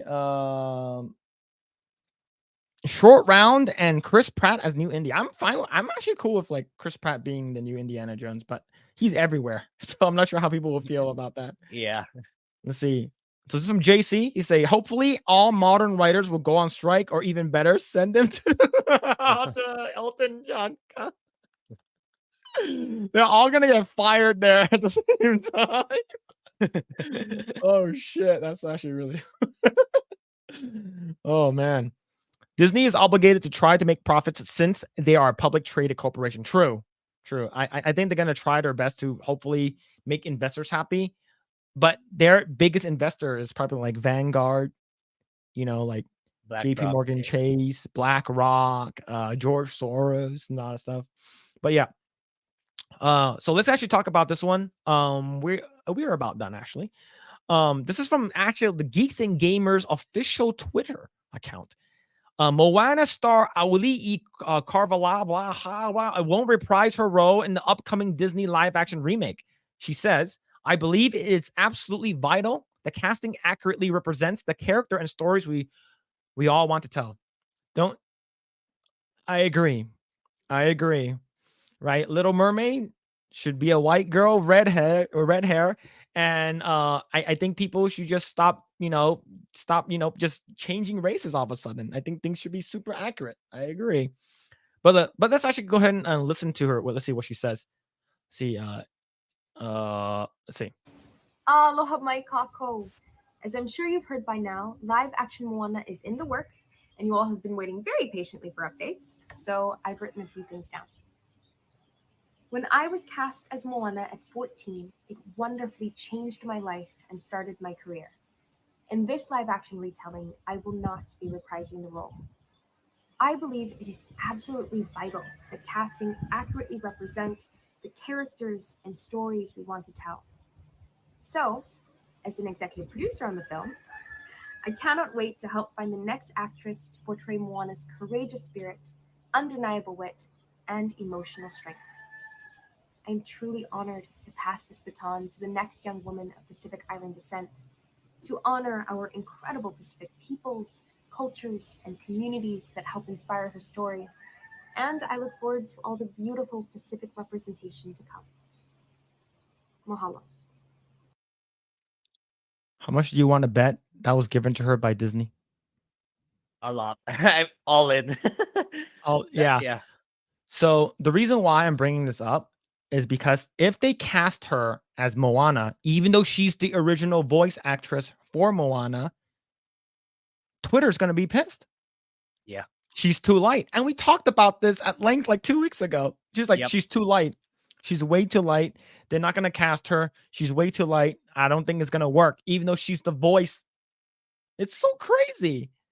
Right? And the reason why I have to bring that up, because I think The Rock is not going to be playing Maui Yeah. Okay. Yeah, go ahead. because of this. Disney Yeah. reportedly cuts ties with Dwayne Johnson as $3 billion kidnapping lawsuits move forward. Right? Yeah. I don't know. I'm so baffled. What do you think about that case? I don't know. It's crazy hearing that kidnapping? That's insane. Right? So Yeah. here's the thing. If they're gonna cut ties with The Rock, it's like, and Rock is like one of the biggest movie stars, right? They're definitely gonna cut ties with Jonathan Majors. I'm pretty sure Jonathan Majors is not gonna be Kang anymore. Yeah. I heard somewhere that Kang is not even in the descriptions of like the movie for Quantumania. Actually, yeah, I should clarify that since Quantum Mania is already on Disney Plus. Okay. Yeah. Yeah. But yeah, so let me go ahead and read this while you clarify that. Disney has reportedly cut ties with Dwayne Johnson in a major film franchise after massive $3 billion lawsuit was filed at names Johnson as the mastermind behind an elaborate kidnapping plot against another former pro wrestler and her children. So yeah, I believe it was like last month that The Rock says that, oh, I'm gonna reprising my role as Maui. I'm gonna be Maui. I'm gonna be Big Dick. But let's see. In May 2022, Johnny Depp was still buried in the drudgery of the defamation lawsuit against his ex Amber Heard. 4 days a week, Depp made the trek from his hotel room to Fairfax County Courthouse in Virginia, and each day those in the gallery and those watching the trial online were privy to new accusations and new allegations and new revelations about the couple's tumultuous relationship. Depp's legal woes in response to his ex-wife's unrelenting attempts to defame his character permanently had taken a toll on his acting career, ultimately leading to Depp's dismissal from the Pirates of the Caribbean franchise by Disney and the Fantastic Beasts by Universal, among other lost opportunities and film projects. So let's go ahead into the Rock one, okay? Let's see. Johnson has had roles in some of Hollywood's most lucrative films and franchises, including the role of Luke Hobbs in the Fast and Furious franchise and the role of Black Adam in the film by the same name. His career also includes roles in many movies for Disney, including Race to Witch Mountain, The Game Plan, Moana, The Jungle Cruise. He is now one of Hollywood's highest paid actors and recently announced a new film in the live action of Take Two of Moana. So basically this was last month that he said that. Yeah. But it's amazing how quickly things can take a turn for worse. Before Johnson was a Hollywood icon, he was a WWE star. We already know his background. Okay. So, as Johnson has been named in a massive $3 billion kidnapping lawsuit by former TNA wrestler Trinisha Biggers, also known by the ring name of Raka Khan, Khan claims that she and her children were the target of an elaborate criminal plot orchestrated by Johnson and a plethora of other defendants and some individuals, some groups, some government agencies, and some businesses that altogether the defendants worked to kidnap Biggers as well as her children. Now, the report is essentially sports suggests that talk about Johnson taking over the role of Captain Jack has been silenced following the news of the lawsuit against the former wrestler. The report even goes as far as to suggest that the producer of the Pirates of the Caribbean film franchise, Jerry Bruckheimer, could be nearly laser focused on bringing back Johnny Depp. So, holy shit, this is crazy. This is the first time I've heard about this. Yeah. So basically, Moana, I wonder if that's gonna go on hold now because are they gonna completely just fire him like they did with like a bunch of these other actors? Holy shit, man, this is insane. $3 billion lawsuit. Holy crap. What do you think about this? Yeah. It's so absurd. I don't know what to make of it. It's like I like to think that it's just someone trying to take advantage of Dwayne. But at the same time, because Hollywood is so crazy, it's not incredibly surprising anymore if there's some semblance of truth to it. So I don't know. I'm kind of like in between. Yeah. This is the same thing with how I feel about Jonathan Majors and same thing exactly how I felt with Johnny Depp. We need this to be televised. We need all the evidence. We need what Brock has to say for himself. But this isn't as clean cut as the Johnny Depp stuff, right? Like it's not. This is a kidnapping case, and it's moving forward. And 3 billion is it's no like it's not chump change. Yeah. Sorry, chump change, but it's a wild. But he's innocent until proven guilty. He hasn't been like fired or anything. But Disney reportedly cut ties with him. That means that he's no longer to be playing Maui. Wait, is that official already? Reportedly. So Yeah, reportedly. allegedly. So if it is true, then he's not going to be playing Maui. There's no Jungle Cruise or nothing. But that's crazy, man. I don't know. But did you get the clarification with the Ant-Man thing? Yeah, for Disney Plus Philippines, the description for Quantumania is superhero partner Scott Lang / Ant-Man and Hope Van Dyne, the Wasp, venture to the quantum realm. No mention of Jonathan or King. That's it. Oh shit. Oh man, that's wild. Yeah. Yo, what's going on, Mr. Grant Gregory? Yo, what's going on, dude? All right, let's see what people have to say about that kind of stuff. Let's see. You guys are talking about, let's see, should be Short Round as a new indie and Chris Pratt as a sidekick would be more entertaining. True. Let's see. And and maybe she can talk to Jada Pickett Smith about Cleopatra. Let's see. Yeah, and Cleopatra should be light skinned. True. Yep. Let's see. Greek Macedonian, so sun-kissed olive skin. Nah, man. That doesn't that they have like 1 or 2% on Rotten Tomatoes? Then we checked this most recently. But yeah. How did you even kidnap a rock that weight would slow you down a lot? No, the rock was kidnapping them. So this is crazy. Yeah. Yeah, so no criminal charges were filed as of right now. I think it's just the lawsuit is moving forward. I think that's it. I think yeah, it was filed, and I think I'm not sure if it's moving forward. I think someone just filed it, but I guess a lot of these companies don't want to be associated with bad press. Is because if they're associated with them, a lot of people will be like, "Why are you haven't fired this person? Why are you still working with them?" Like a lot of these people online will go crazy, right? Let's see. She's been reading too much QAnon conspiracy. Oh shit. But yeah, man. All right. Grae, in about couple days, Little Mermaid's coming out. Yeah, that's it. Phil, my reading comprehension sucks. Yes, it does. It does. It's probably because of my Chinese accent. It's not my fault you can't understand Chinese. But all right. So this is the last thing we're going to talk about today. Are you going to watch The Little Mermaid when it comes out? I asked you this before. What? Little Mermaid. Yeah. Probably not on theaters again. But yeah, probably either through.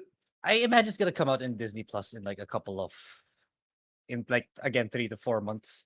But yeah, I'm pretty excited about the backlash it's gonna inevitably get, because we've already seen, apart from the picture last week with Entertainment Weekly, Entertainment Tonight, and then there's right now. I think you're about to show the rap song. Are you gonna show the? Yes. I think we're gonna show 7 seconds of it so we don't get DMCA'd. Because it's from Universal. Yeah, it's from UMG, so a Universal Music Group. So if you play anything more than maybe like 10 seconds, you're gonna get flagged. Yeah, because like they completely just blocked the video last time. So like I have to like re-upload it. But all right, let's go ahead and listen to this trash. Man. This is from Mahler. Let's see. So all right, here we go. Remember the swamp? Remember my song in the swamp when I was like, wham, chicka, wham, wham, chicka, wham, I remember.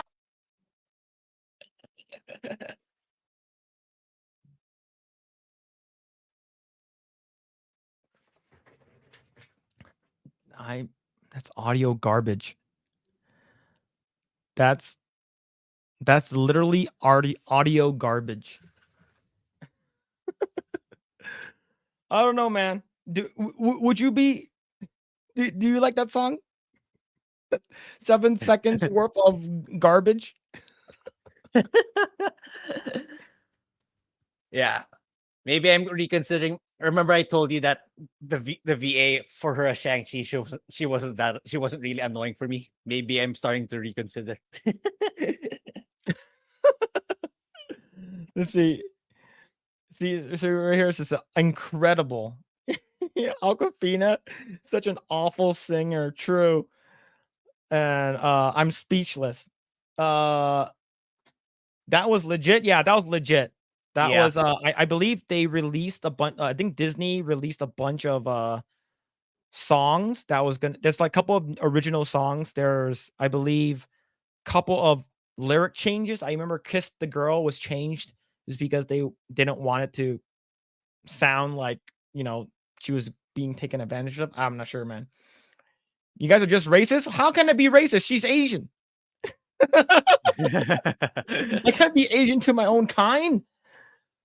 But yeah, that is awful. That's probably the worst thing I have heard. It's probably one of the it's probably, people are probably gonna like, oh my god, that Aquafina song was so good. It's one of the best things I've ever heard. Yeah, what the critic reviews, right? Yep. All right, all right, let's hear it again, chat. Let's hear it again. Remember that swamp? Remember my song in the swamp when I was like, wham, chicka, wham, wham, chicka, wham, I remember.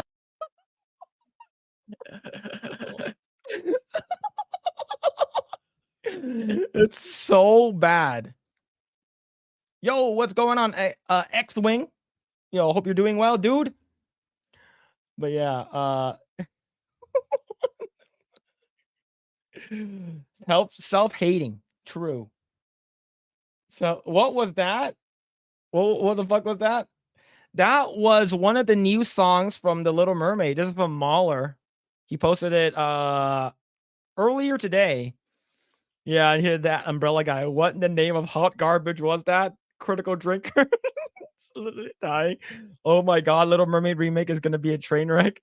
Neurotic pencil in the ears. What the fuck did she say? Remember me fucking that song?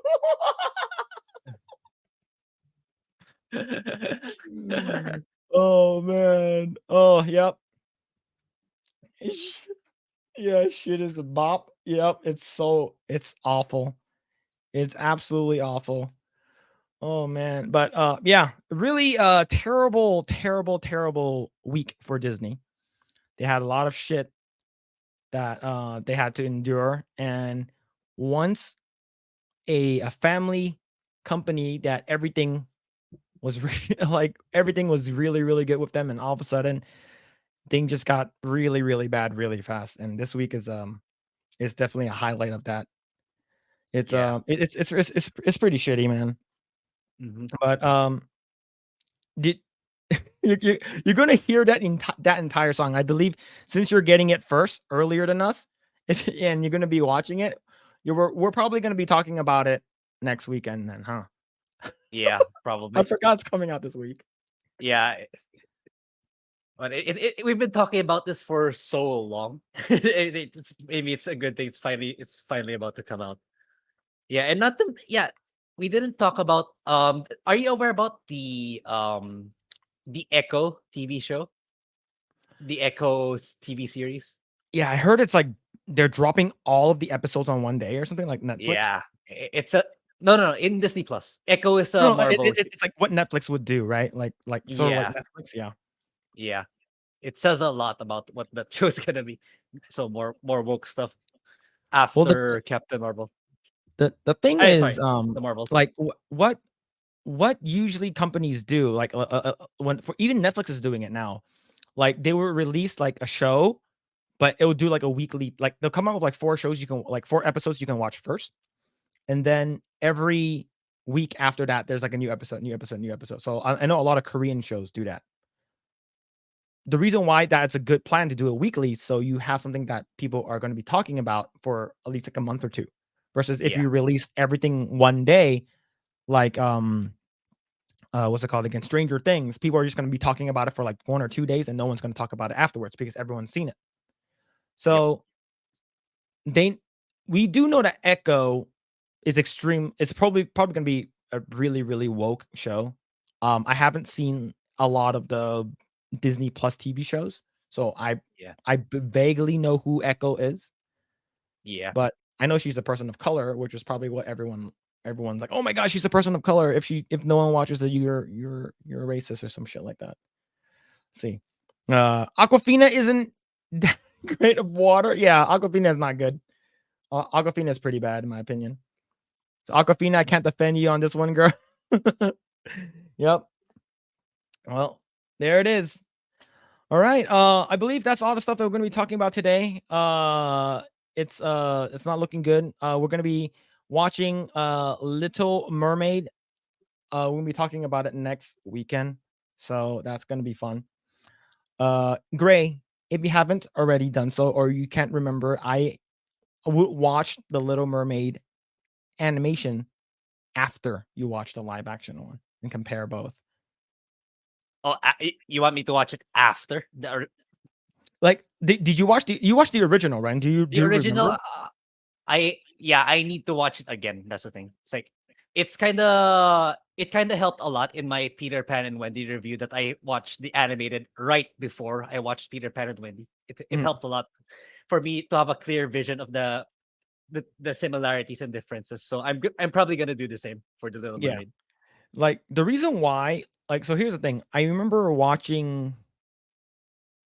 watched the American live action adaptation of Death Note first. And I'm like, I hated it. And then I watched the Japanese live action adaptation. There's a 2-parter movie. And I'm like, this is really good. So it's sort of like if you're watching the really good stuff first, and then you watch the shit that sucks, you're gonna hate it even more.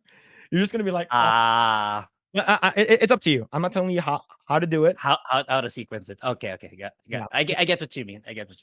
Yeah, but yeah, I would probably rewatch it. But yeah, Peter Pan and Wendy was really bad.